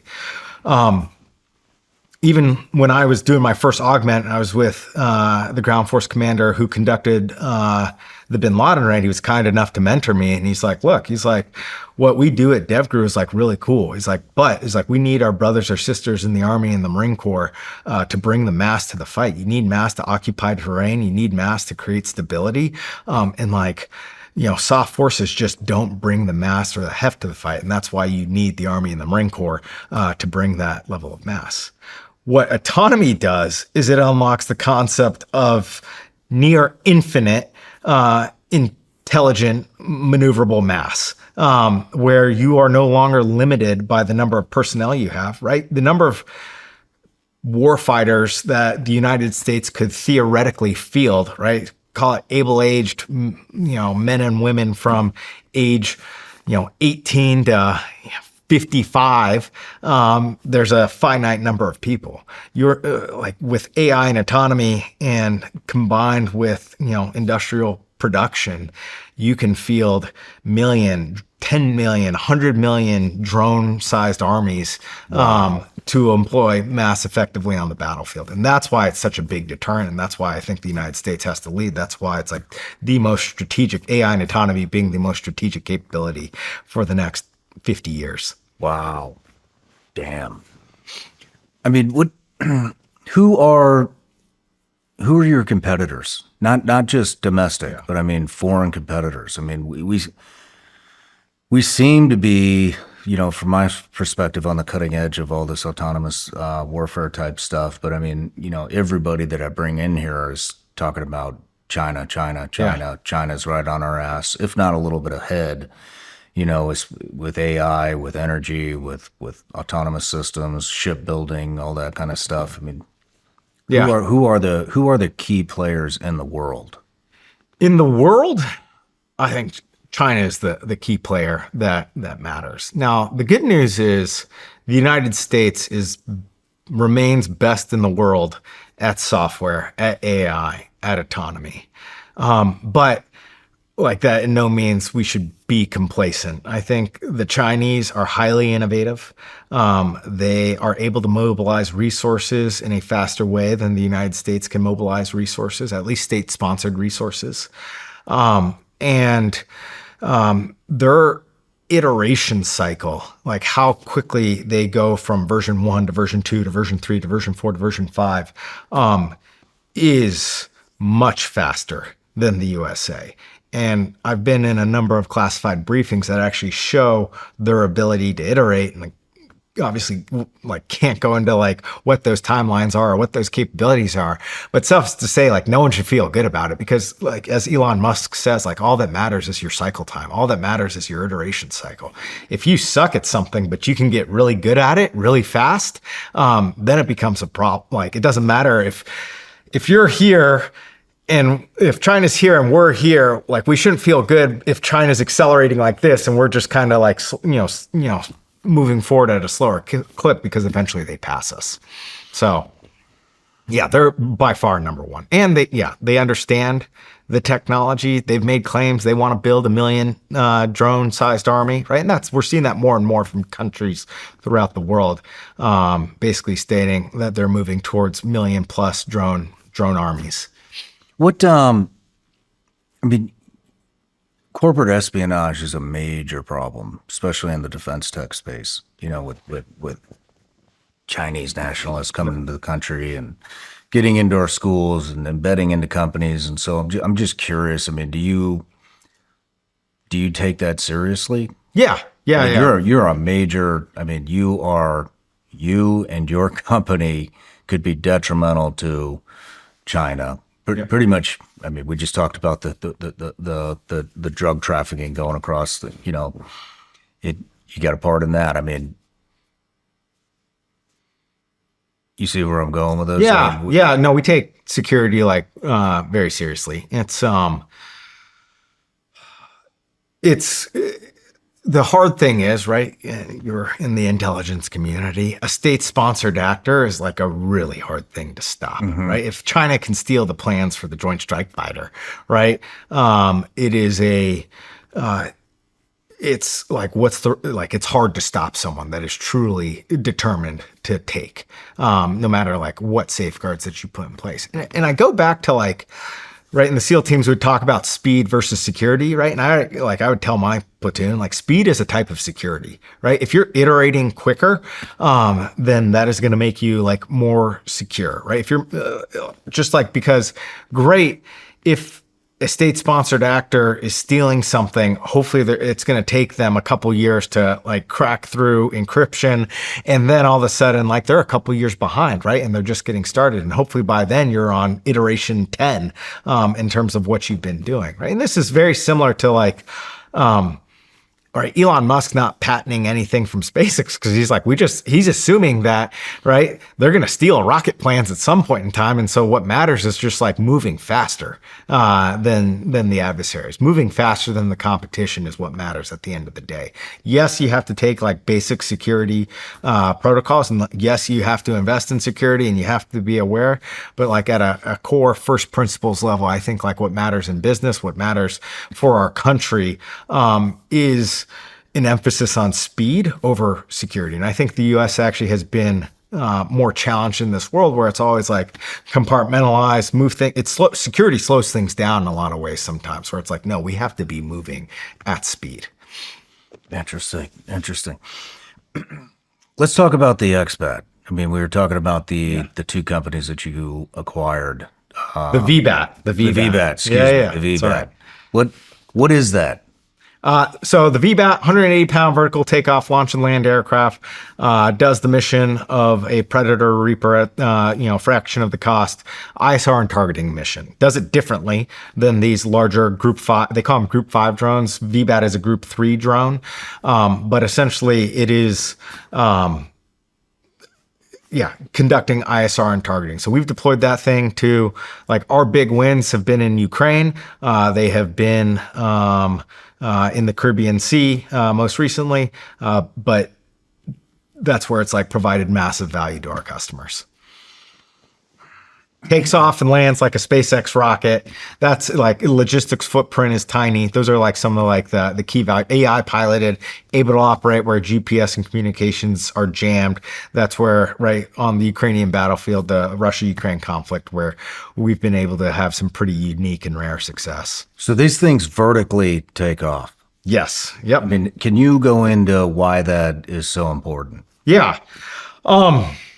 So Vertical takeoff, launch, and land, and this goes to the UAP that's in your backyard that we're going to talk about. But why is that important? It's runways are massive infrastructure; they're massive targets. All right, and so you can't really hide a runway. And then so when a pure adversary that's one of the first things that they're going to target. Actually, like the Ukrainians, when President Biden enabled them to use ATACMS into Russia, first thing the Ukrainians went after were runways, right? Actually, then with their special operation where they had a bunch of, these are like FPV drones that they used to blow up Russian assets, those, they were targeting runways and the equipment on runways because they knew where all these things were because, again, runways, very stationary, high value infrastructure that can massively disrupt operations.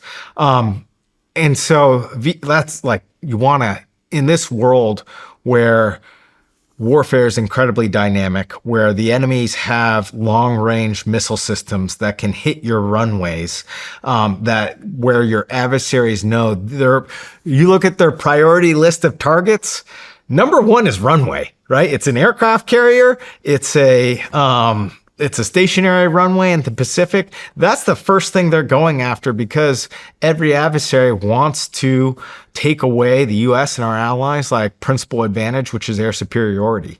So they're going after your runways.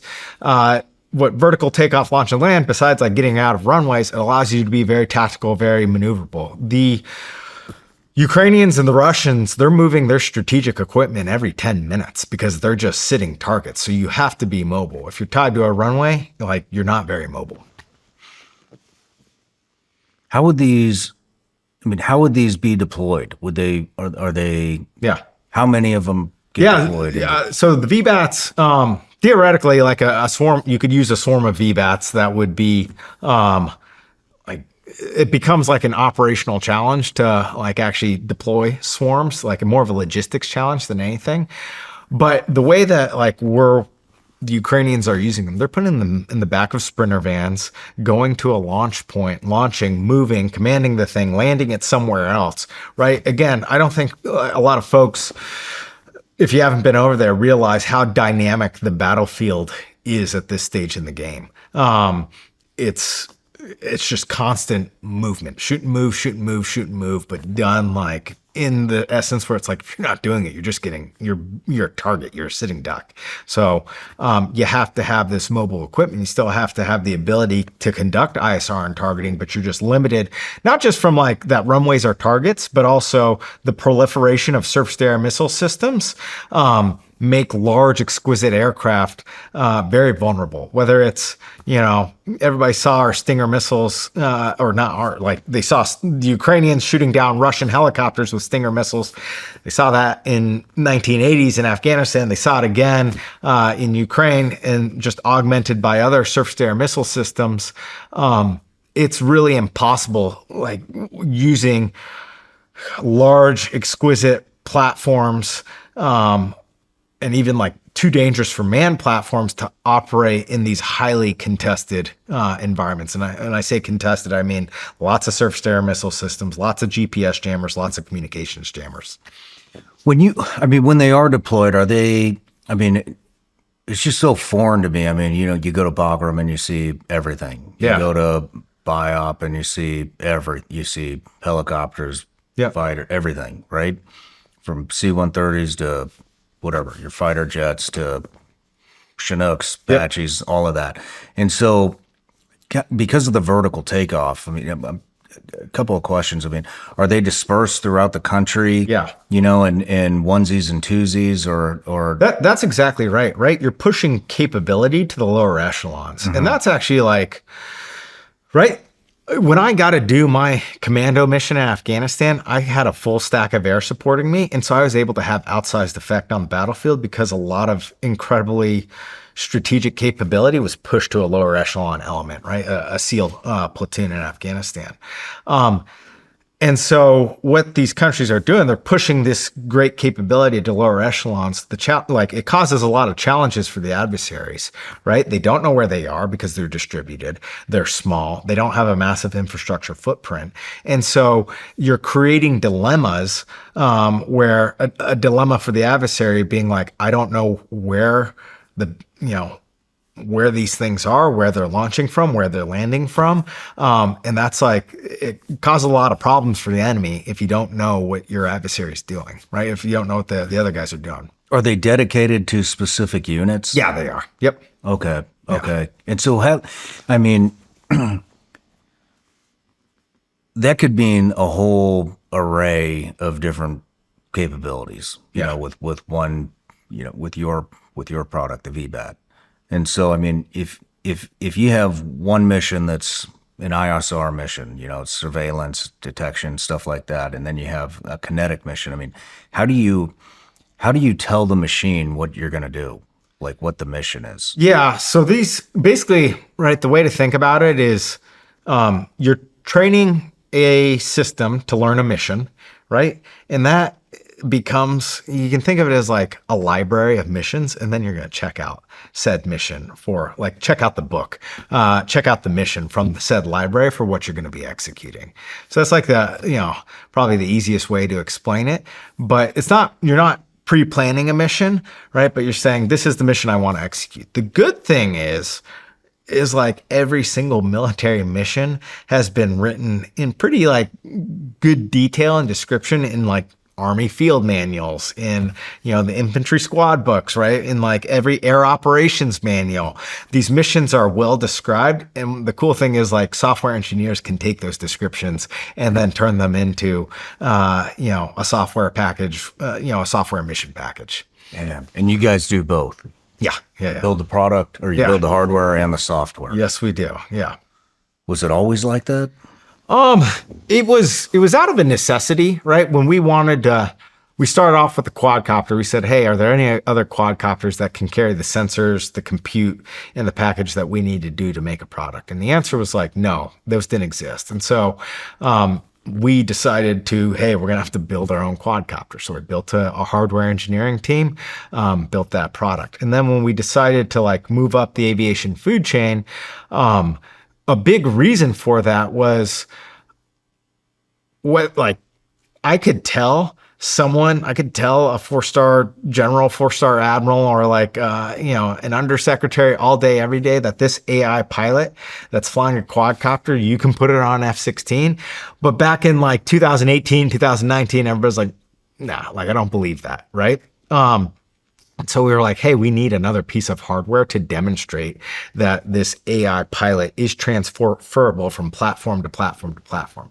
That led to the acquisition of the VBAT. We're like, okay, now we can put the AI pilot on the VBAT. Now you see the AI pilot running on a quadcopter, you see it running on a VBAT. We bought Heron Systems, and that won the DARPA Alpha dogfight, and then we're the first company in the world to fly the F-16 completely autonomously. Now you see the AI pilot running on an F-16. And since then, now we've put the AI pilot on 15 different platforms, one-way attack drones, unmanned ground vehicles, large target drones, jet-powered drones, where I think everybody at this stage in the game in 2025, people realize, hey, the software is actually transferable, portable from system to system. And again, this is something that we architected our autonomy stack from the get-go, right, with that vision of a world of autonomous systems. And so, Shield AI stands alone in our ability to integrate onto platform really rapidly. One of the cool things we can take, we've integrated on a variant of the Lakota helicopter.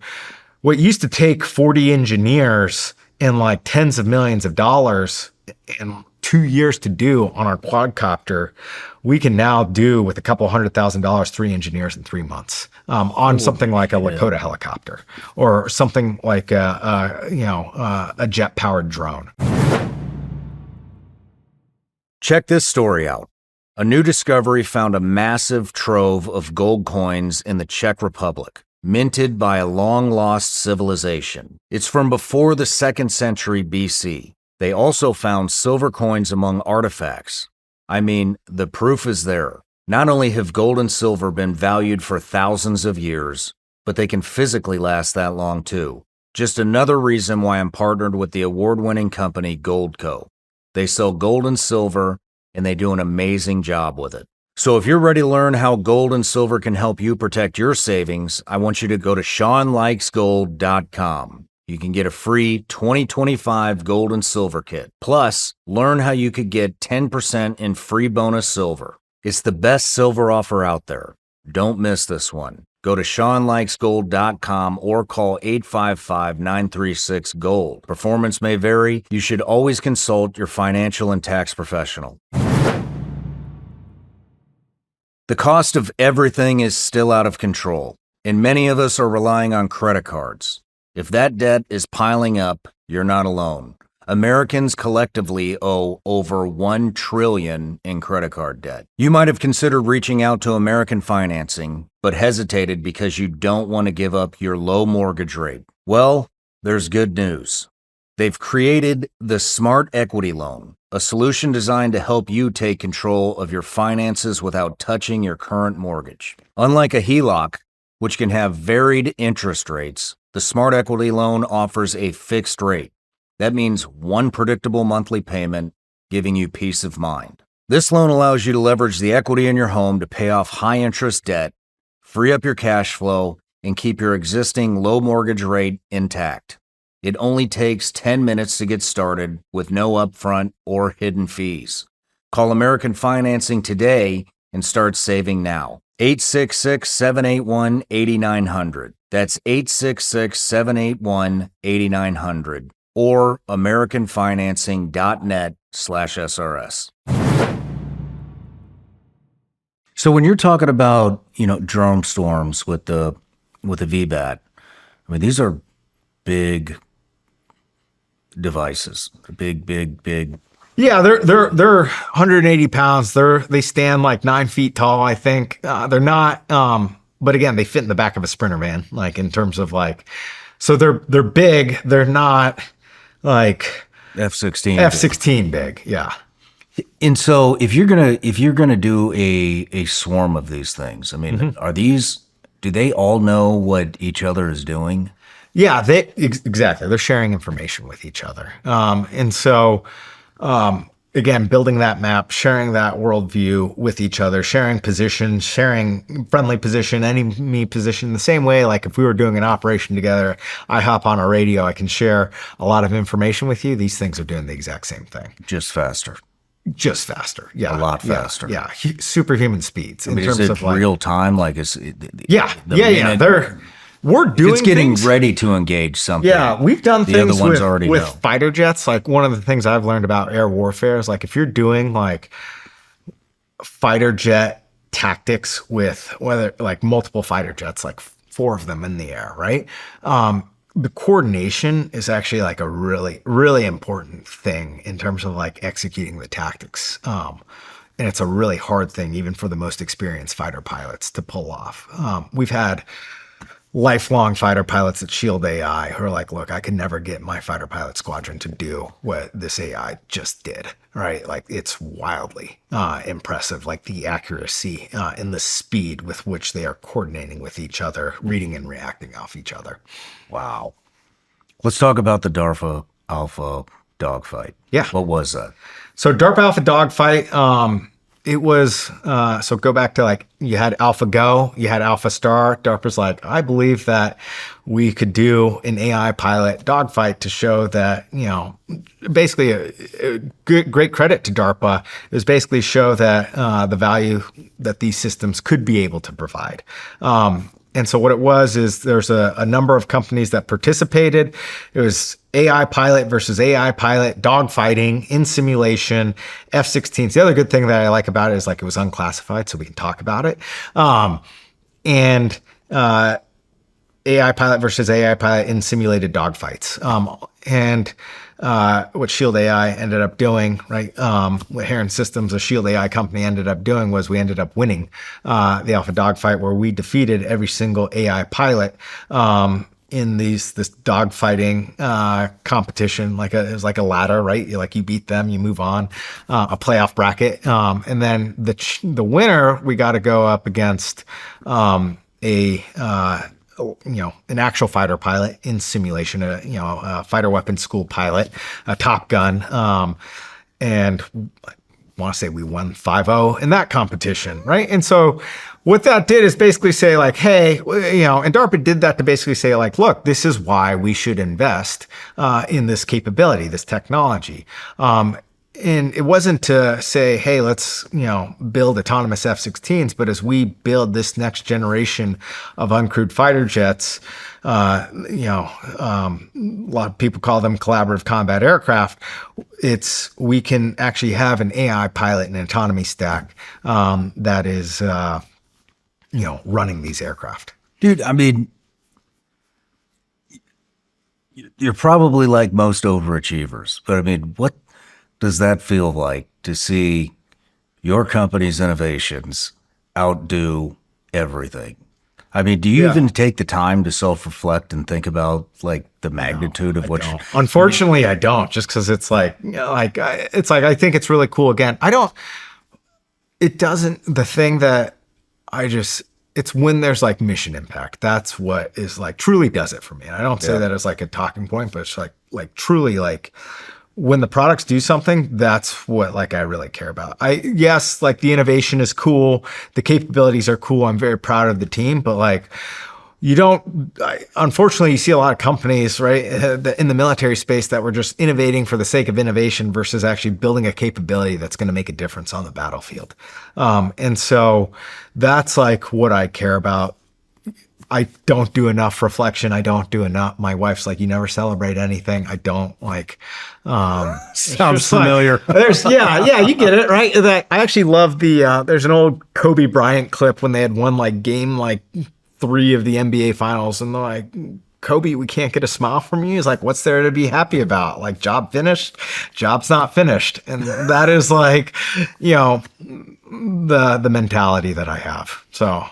Yeah, I am plagued by the same thing. Although I will say last night when the XBAT got dropped off, I was like, I can't fucking believe this thing's here. I went home and I was like, told my wife, I was like, you got to come out here and see this with the kids. Like, we have America's aerial defense and offensive system that nobody knows about sitting in our fucking front yard right now. No, I'm have to see super this. pumped to unveil it on your show. It's just wild to me. Yeah. It's crazy. Yeah. But you want to talk about the XBAT? Yeah, I'm happy to talk about the XBAT. Now that we're talking about it. All right, so XBAT, just some background. Shield AI, when we think about hardware, like we want to build hardware's, really effing hard to build. It is because you're stuck with the design choices that you make for a long time. Software, you can quickly iterate on the design choices that you make. There's certainly there are challenges in architecting a good software system, but same in hardware, it's just harder to change things once you're bending steel and metal. So you have to get it right out of the gate.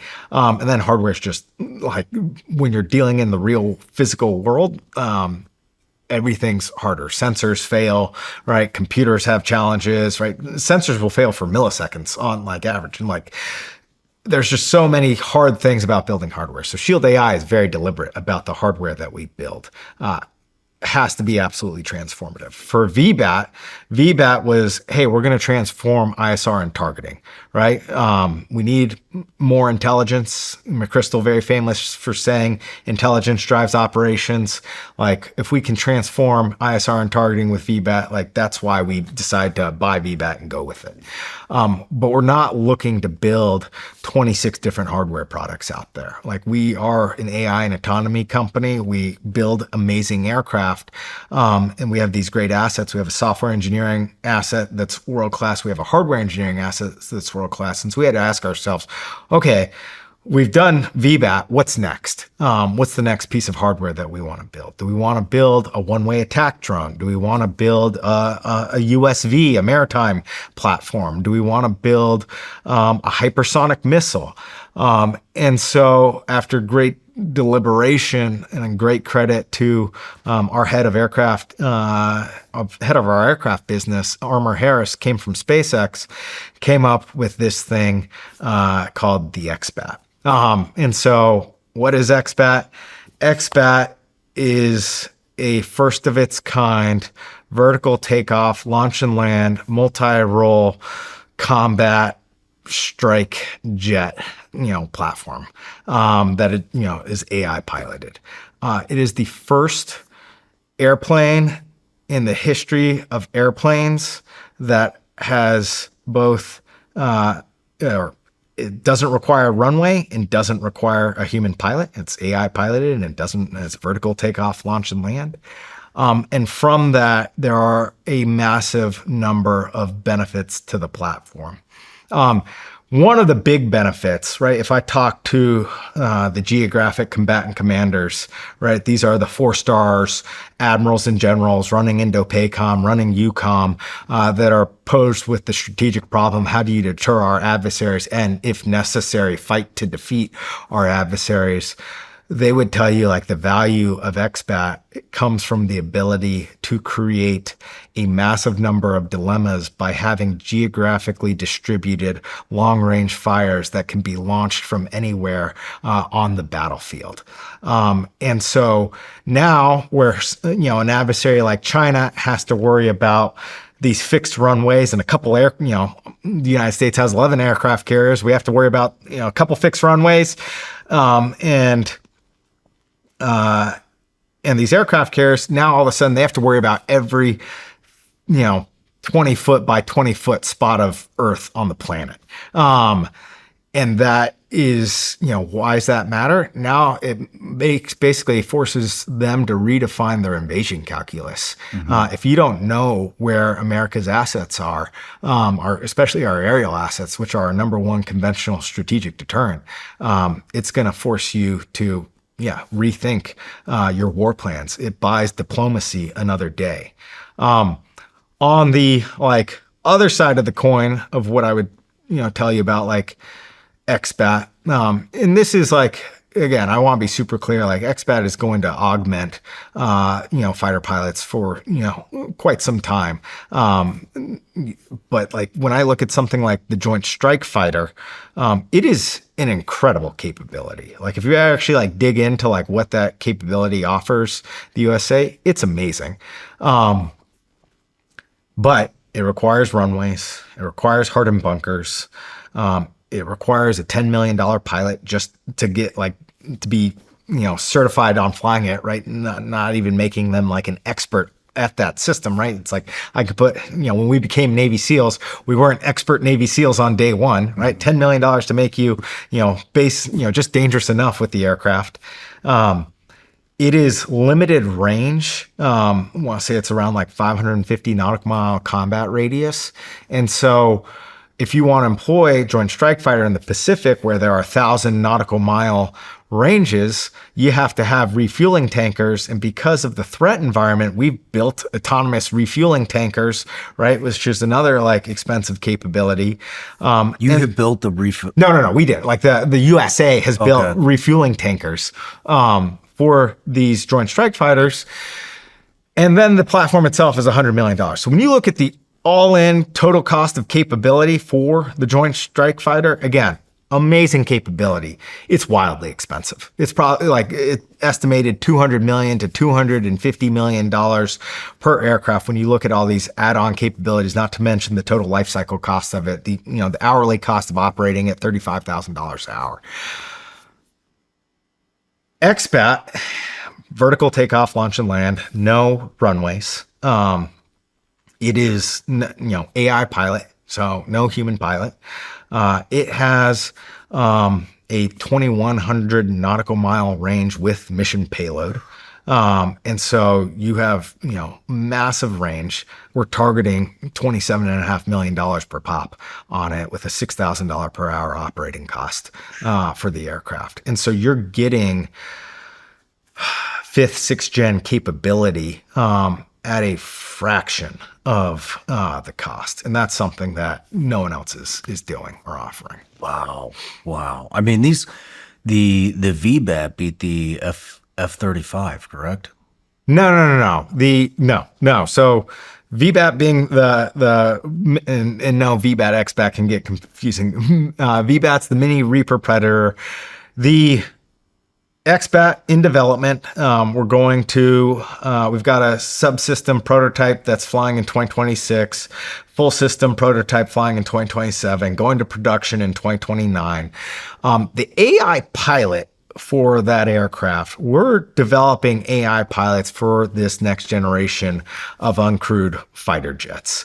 And so we have not gone up against, F-35, but we've gone up against our F-16s, and actual F-16s, and F-16 versus F-16. And this was part of the DARPA ACE program, which was the next program from the DARPA Alpha Dogfight, where we've gone up against F-16 pilots. And yeah, we've AI pilot, like, it wins. Crushes it. Yeah. So. You ready to go take a look? Yeah. And so we've got, a model out there that excited to show you. It's really cool. Yeah. Let's do it. Let's do it.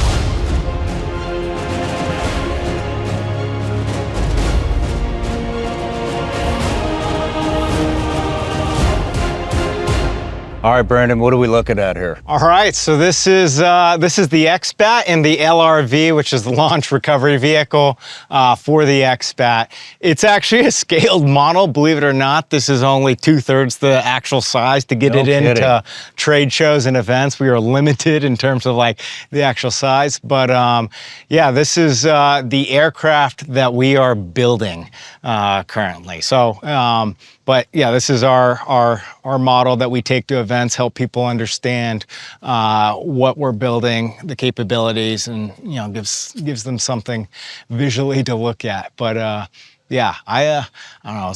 This is actually my first time seeing it physically. I've only seen it in the photos from our team, and no, it's look. I've told you I've been doing this now for 10 years. It's hard work, right? But I think this is, like, I get inspired by this thing. Like, I'm fired up to build this thing. I'm fired up to make it a reality for the warfighter. I think the capability is absolutely strategic. It's going to make a huge impact. And it's like, who gets to work at the intersection of AI pilots and fighter aircraft and actually build an AI piloted fighter aircraft that doesn't require a runway. So it's cool. Not very many people. Yeah.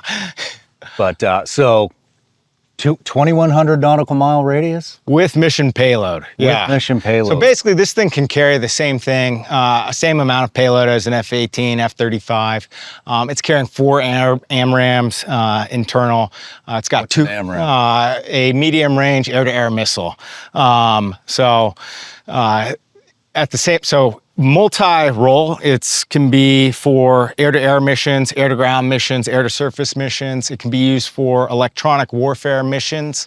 It's an incredible aircraft. Yeah, it looks like it. I'm happy to walk around, tell you all about it. But let's do it. All right. Let's do it. So one of the cool things, we're actually using the F-100 engine is the engine that is used in F-15s, F-16s. One of the really cool aspects about it is it's a multi-plane thrust vectoring engine, which is also the only U.S. airplane, U.S. jet in existence that has multi-plane thrust vectoring. So the F-22 uses 2D plane thrust vectoring.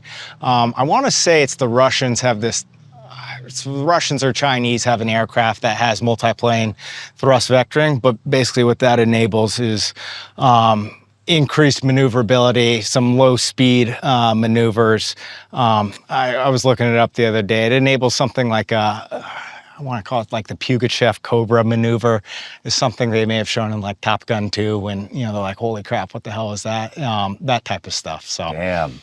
I know someone's got to check me and it's going to be some other maneuver, but like, the internet will sort it out. Yeah, the internet will sort it out. So is this how it launches? Yeah, so it launches from this position and it also recovers from this position. One of the things we had, so the LRV is also really cool. It's got this call it a blast shield. But one of the things that they were discovering with F-35 when it was taking off from aircraft carriers, because they have a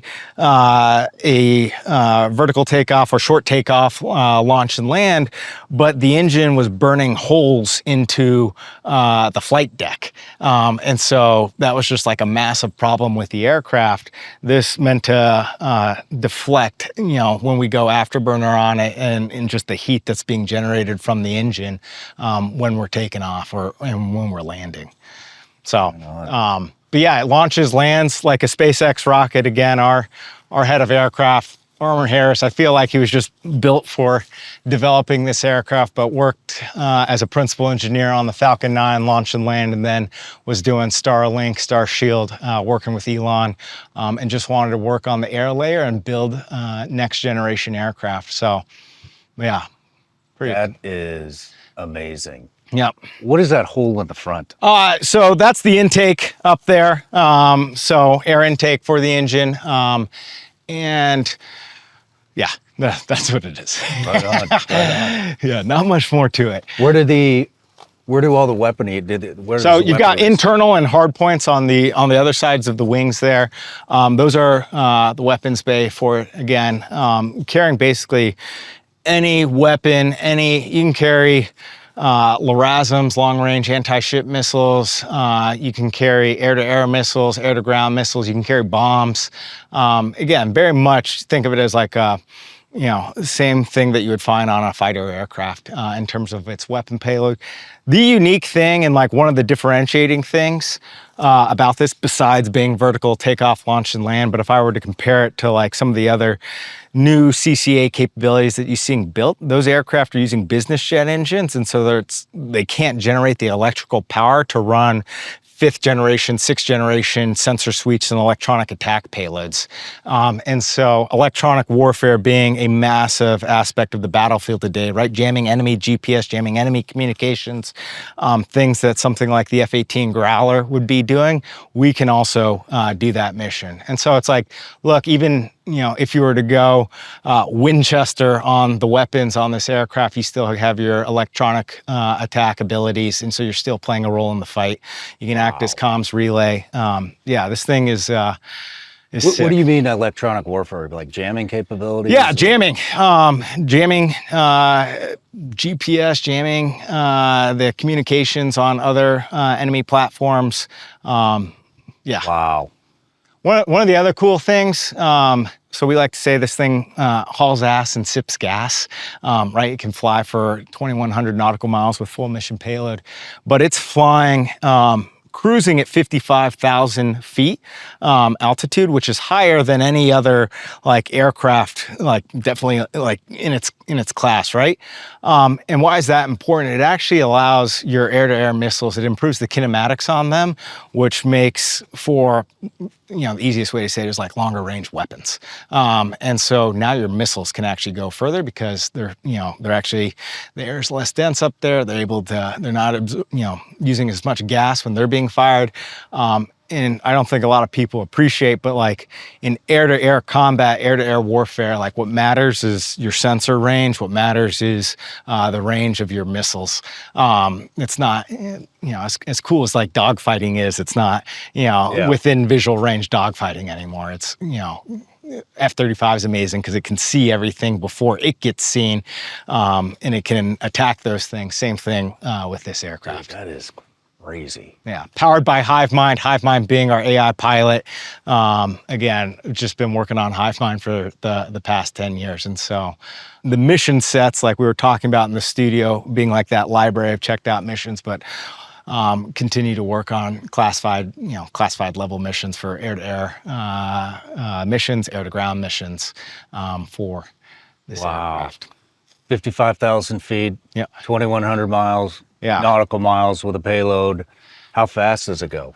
We're cruising at Mach 0.85. We're expecting that you'll be able to dash supersonic. The problem when you dash supersonic is that your signature goes up. People know, and right, this thing is meant to be pretty low observable in terms of what the enemy's looking for. So, yeah. And so when it lands, Yep. it lands just like this? Lands just like this. Takes off, lands.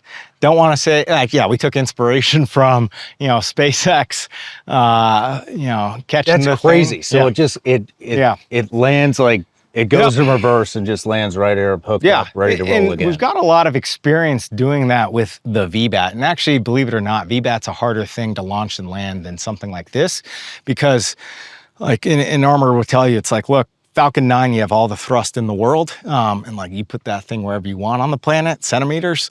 Like VBAT, and like you have perfect weather conditions. VBAT, you're operating in the worst weather conditions. You don't have a lot of thrust. It's a big challenge. XBAT, you have an incredible amount of thrust. From a technical challenge aspect, if this is VBAT and this is Falcon 9, you have XBAT like right next to Falcon 9. Damn. Again, that multi-plane thrust vectoring allows us to put this thing wherever we need to put it. So Wow.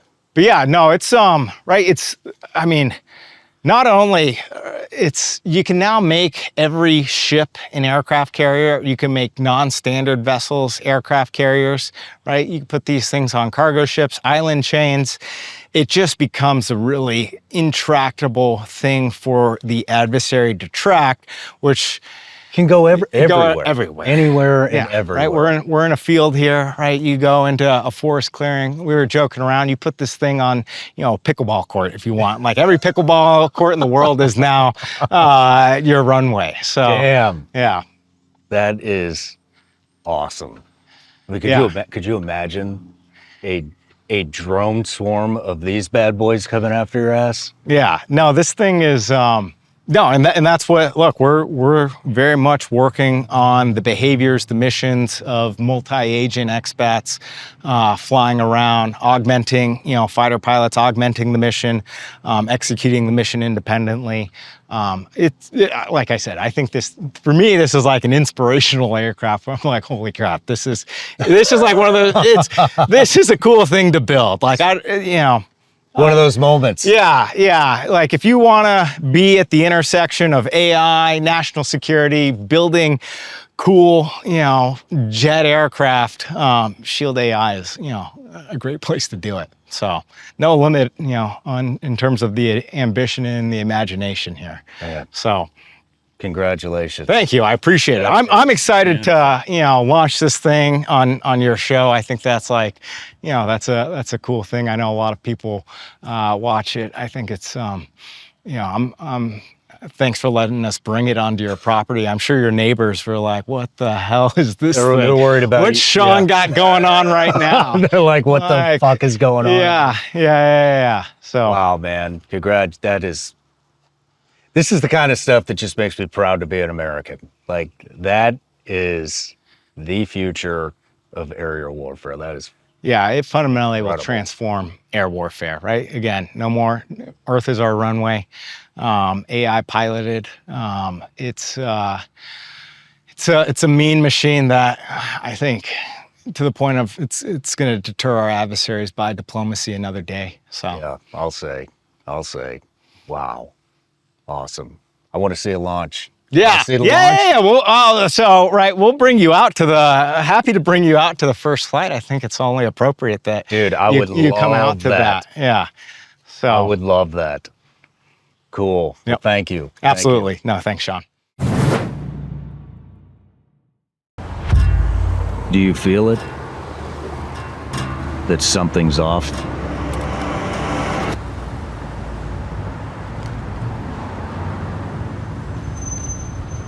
What if none of this is real? For decades, wars have been fought in silence. No bullets, no bombs, just influence. They're called psychological operations, PSYOPs. What if it's all designed for you? Find out who's really pulling the strings. I'm Shawn Ryan, and this is Target Intelligence PSYOP, an Ironclad original. In this 8-part audio experience, we uncover the ghosts in the machine. Buy it today at psyopshow.com.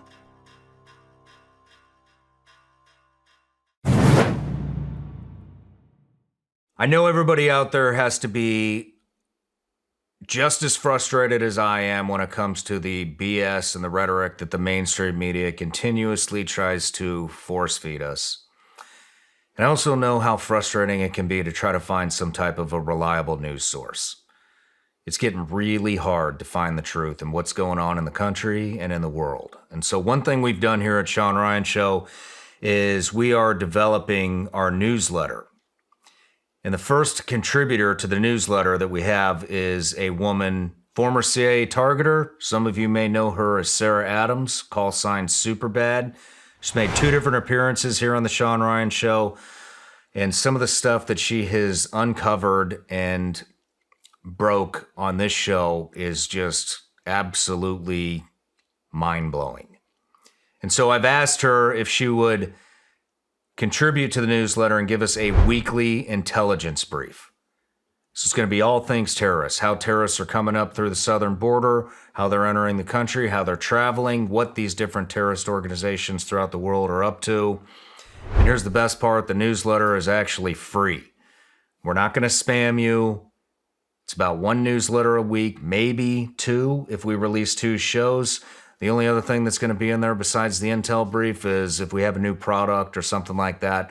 But like I said, it's a free CIA intelligence brief. Sign up. Links in the description or in the comments. We'll see you in the newsletter. All right, Brandon, we're back from the break. And what an amazing piece of machinery you've got out there. That is... I can't wait to see the launch. Yeah, it'll be sick. And the land. You got to come fired up to see that thing land. Yeah. But, one thing we didn't cover is the VBAT flew 130 sorties so far in Ukraine. Yeah, by the time this airs, probably a lot more. But, one of the, again, things that I'm like super proud of having that mission impact.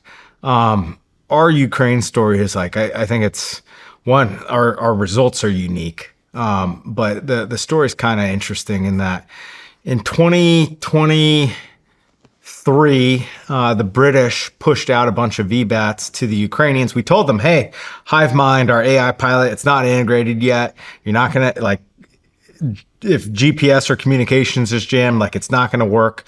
Because we had bought that company in late 21 and we were still in the integration process of the AI with the aircraft and making it a hardened capability. British gave it they're like, look, we just want to get equipment assets out to the Ukrainians. There's a major push coming in the spring. And so they pushed out VBATs. They pushed out lots of equipment. Jamming happened. VBATs failed, right? As we told them it would. Ukrainians basically said, hey, come back when you have this fixed. We still believe in the capability. Came back in May, June of 2024. And they're like, look, we're going to put it through an electronic warfare testing regimen. Went up against, there's 3-4 days of every jammer. They had 7 jammers, GPS communications, running max power, VBAT flying within 50 feet, no impact on it, right? Because we had integrated the AI pilot on board this time. They kind of strung us along here and said, look, like, all right, great that you passed the test. And this was unique. They're like, no one's ever passed this test. They were trying to make us fail with all these jammers. They said, okay, great. We'll put in letters of request to the U.S. government if it actually proves its worth on the battlefield. And we're like, well, you guys didn't tell us about this, but we said, okay, let's look, we're here to make mission impact. First operation ever flew. GPS communications was jammed. I don't think people realize it. It's completely jammed in Ukraine on the battlefield. And so every mission that we've done, GPS and comms has been jammed. But our first mission that we did, actually fun. The interesting part of the story is, like, one of the interesting parts. One of the assumptions we made was that we asked them like, look, we're going to, near the front. Is GPS going to be jammed on takeoff? They said, no, like it's not going to be jammed on takeoff. So we go out to operate, and lo and behold, GPS is jammed on takeoff on this mission we're supposed to execute. VBAT starts flying in another direction, right? Because of GPS jamming, because we had assumed it was going to be available just for takeoff. And what ends up happening is like 6 hours of our team driving through Ukraine, kind of like the movie Interstellar when they're like going through the cornfields trying to capture the drone. Like that's what our team did. They land it. Ukrainians were like, yeah, I didn't think it was going to work on the battlefield. We're like, well, you guys gave us a bad assumption. Within 24 hours, team worked it. They came up with a software solution, right? It was just like basically changing an assumption. Tested it in Texas, pushed the software update to Ukraine. Next day we said, hey, give us, we want to retake this mission, execute the mission. Do fine on takeoff, executing the mission, comms GPS jam the entire time. Target an SA-11 Bukovel surface-to-air missile system. Ukrainians call in HIMARS airburst round, destroys the Bukovel. Target a second SA-11 Bukovel surface-to-air missile system. HIMARS misses due to GPS jamming. The effectiveness of U.S. weapon systems is really poor in these GPS jammed environments. So that leads to letters of request from the U.S. government, and then president takes office and stops funding, which is again like I'm fine with the decision as like an American taxpayer. I understand it, right? As Shield AI, we're like, oh my god, we're at the finish line, and then we're about to deliver capability. Thankfully, Europeans step up to the plate. They get VBAT aircraft over there, and then we go through training with the Ukrainians January to March, and since April they have been absolutely lethal with the system. And so God, there was like a 2-week period where we were executing 4 to 6 strikes every day, or enabling 4 to 6 strikes every single day, destroyed hundreds of millions of dollars of Russian equipment. It's a capability that they had never had long range ISR and targeting before.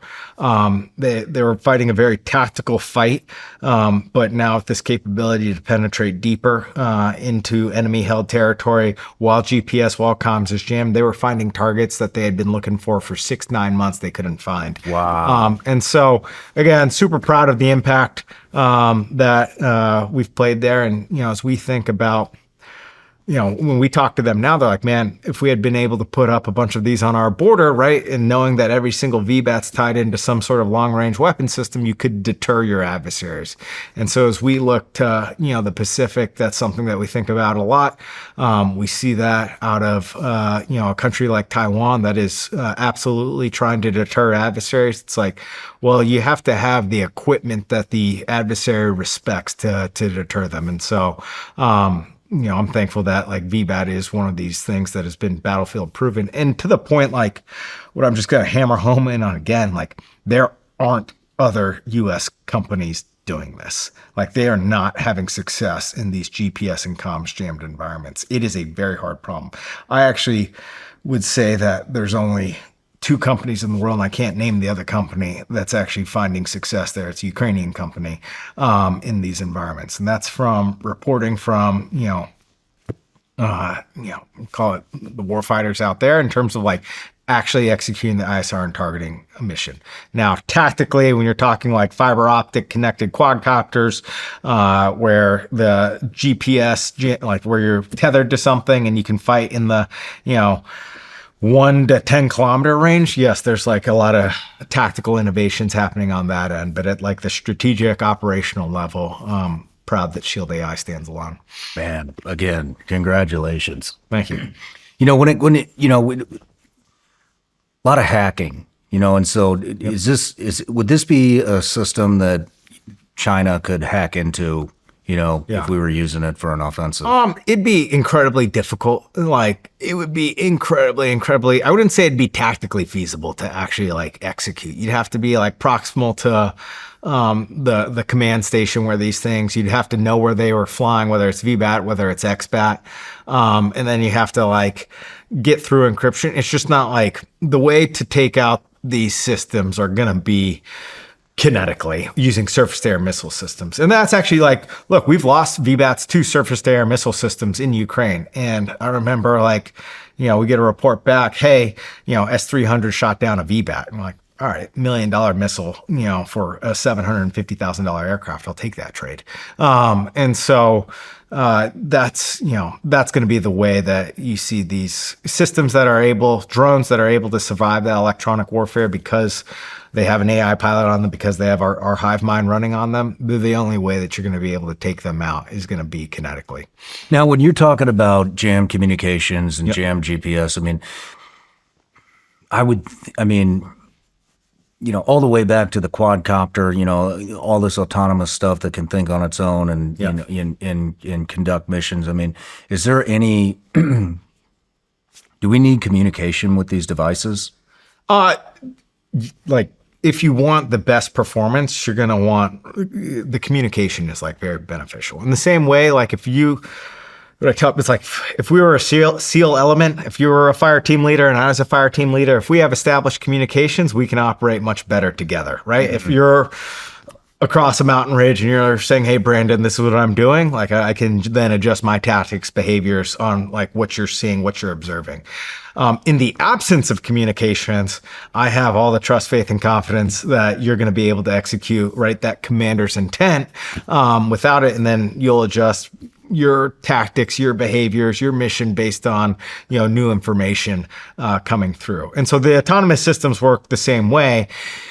Communications, when you're in a jammed environment, you can think of it as like Swiss cheese. Sometimes you can find pockets. If you're only working with low amounts of data, you can push that data out even though you're operating in a jammed environment.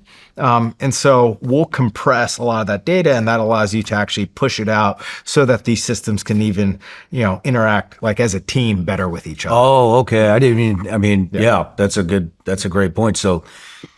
So the jamming isn't only from human to machine, it is also from machine to machine when they're flying as a team. Yeah. Interesting. What do you see these things, what is the XBAT going to replace? Or is it just another weapon in our arsenal? I think, or is it replacing? I don't like to. I really like people get sensitive to the word replace, right? Mm-hmm. And I don't think things replace things for like a long time. It doesn't mean that it never happens, but it takes like, self-driving cars, right? Where it's going to replace drivers at some point in time. I don't think that happens for 20 plus years. So in the meantime, like it's just augmenting that human team, whether it's jet aircraft, whether it's basically mechanisms to deliver long-range fires. So that could be, anti-ship missiles launched from a ship. That could be, fighter bomber aircraft. It's doing the same mission. It's that strike mission, or a air-to-air mission, just differently. And so that can be with human pilots, augmenting them. And I think that's how it'll go in the early days. And, from there, if you extrapolate, the rate of innovation around AI and autonomy, I think you get to like really interesting places, again, down the line where you start to replace some of these systems. Is there going to be will these machines fly along in the meantime, in the interim, before that happens, which I'm sure it will? Yep. Will they commingle with human pilots? 100%. Yeah, they'll augment. They'll be part of that human machine team. They will augment the pilots. I think something like, and that will be like the first iteration. Then the U.S. military started experimenting with like, okay, let's just have these systems run on their own and execute missions. But like, I think the mission is going to dictate like what the force requirement is, in the sense like you're going to see missions that dictate, hey, we want to send in a package of F-35s and XBATs into this operation, or F-22s and XBATs. I think you're going to see some missions where it's like, look, just send in, some XBATs, see what happens. And they can run certain missions independently and then certain missions as human machine teams. Could you give me an example of what a mission set would look like, where it is, human pilots and XBATs together? Um, yeah, I think it's good. Like, look, again, I think it's going to be the threat environment. And so if you're going up against like the worst threat environment imaginable, like, so I would say like you could imagine a strike mission where, intelligence estimates that there's a limited number of surface-to-air missile systems, but there's a complexity to the type of mission in terms of the effects that they want to have, where it's like you want to put pilots up in the air. And then there could be a mission where it's like, look, it's a simple mission, but it's a target that is like hell for any aviator because the number of surface-to-air missile systems in the area are a ridiculous amount. We know they're mobile. We don't know exactly where they are. You might basically go stimulate that environment by sending, unmanned systems first, things like the XBAT first. Gotcha. Yeah. Gotcha. Is there any stealth capabilities to it? It is, its shape, its design is inherently low observable, meant to have a very small radar cross section. Stealth is, there can be stealth coatings applied to it, but we want to get the capability out fast. And like one of the ways to do that is just like not worry about the stealth aspect of the capability to start, like true stealth coatings. As far as DC is concerned, I mean, are our politicians on board with this? Are you getting a lot of... Yeah. I think they're very much, not only the politicians, but also senior DoD leadership. One, I think they're very much bought into the concept of collaborative combat aircraft, right? These uncrewed jets that are being built by lots of people. I think, for us, the combination of HiveMind and XBAT really stands out in the sense that, again, no one's ever seen an aircraft like this before. It's pretty unique. And then like, it's non-obvious in terms of like the immediate benefits that it has for the warfighters, essentially that logistics aspect of it and like just the tactical employment of it, putting it anywhere, right? It fundamentally redefines how air warfare is executed when you start eliminating the need for runways. Everything has always been constrained by that one thing. And so I think politicians very much understand that.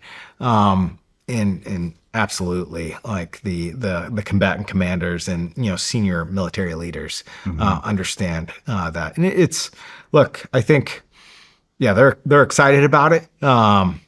There's a lot of enthusiasm, support for the capability.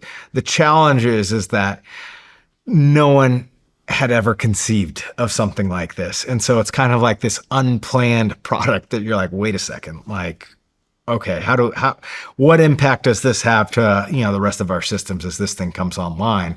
Not to mention the fact that, Shield AI is funding the vast majority of its development. And so it's just kind of, that will be one of the challenges. It's like, okay, well, how does it affect current DoD resourcing plans as this capability comes online? How fast can you manufacture these? We want to ramp to we want this aircraft to be this generation's F-16, right? I think there's something like 4,000 F-16s out there. I think you're going to see more because lower cost, lower life cycle costs, AI piloted, much easier to adopt and implement into a force structure. 2029 targeting 50 aircraft, but ramping, between 300 to 500 aircraft. Again, Wow. That's right. And that's going to be done over a number of years to get to. But, and the demand for the aircraft is going to play a role in that. But it's the customer reception, right? We've gone public with it today. We've been engaging the customer now for 8-9 months, and the reception has been wild in terms of again, it's a non-obvious way to solve a lot of problems that were never really, articulated as problems. It's like, what would you do with an Air Force that didn't require a runway? Right? Or Air Forces, right? What does this mean for the Navy and the Marine Corps, where your strike power is no longer limited to an aircraft carrier, where you can have Marines on island chains with this type of organic capability. it just redefines so much as we think about air superiority and like how that's employed. Yeah, it's a lot. It's a lot to think about. Yeah, I would claim it's like, up to the point where like people, it's almost, I think it'll be as transformational as like when we decided to launch airplanes from ships, right? Like right before World War II, someone had the crazy idea like, hey, let's try to launch one of these airplane things off a ship, right? And then what did that do? That basically defined the military force structure of the United States for the next 80 years. So Damn. Do you think we'll see these loitering for defense, loitering around FOBs, loitering around the border of the country? I mean, I don't know if they'll be loitering. Like I think of it as like they'll be used as power projection in the same way that our aircraft carriers are used as power projection. And so I don't see them. Right. When an adversary or a country is being belligerent to another country and the United States wants to do something, what do? We park an aircraft carrier off of its coast and we're flying sorties and saying, hey, check yourself before, you wreck yourself. Mm-hmm.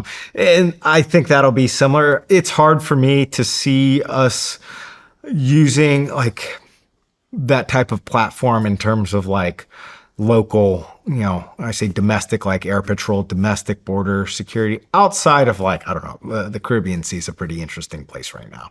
But yeah. Yeah. Well, Brandon, we're wrapping up the interview. And, one thing that I just want to ask is, for Gen Z, for the upcoming generations, I mean, what inspiration do you have for them being somebody who's an innovator? Yeah, I think, look, my recommendation would be like be bold, be courageous. Like you've got, one, precious life and just like make the most out of it. And don't be afraid to swing for the fences or be part of a team that is swinging for the fences. Like in no way are you going to regret that. Like I regret zero of my time in the Navy, even on a ship. Like I'm very thankful for that time. I'm thankful for my time in the SEAL teams, like the good, the bad, the ugly, all of it. And then, Shield AI, like thankful for it. And like for me and like what I'm encouraging, I want to encourage that for my kids, like be confident, be courageous, be bold, swing for the fences. Like, why, what do you have to lose? Is, my mentality, and I would be my message for, this next generation. Love that. Well, Brandon, I just want to say it was an honor to interview you, man. And just, wow. Congratulations. It's awesome what you're doing. Thanks, Shawn. I really appreciate it. Thanks for having me on the show. Thanks for letting us bring in the expat to your, to your facility and, apologize for the complaints from the neighbors. No. I mean, it's like I said out there when you were giving me the tour of the aircraft. I mean, this is you. What you're doing, what you've built is it just makes me proud as hell to be an American. So thank you. Appreciate it. Thank you. Cheers.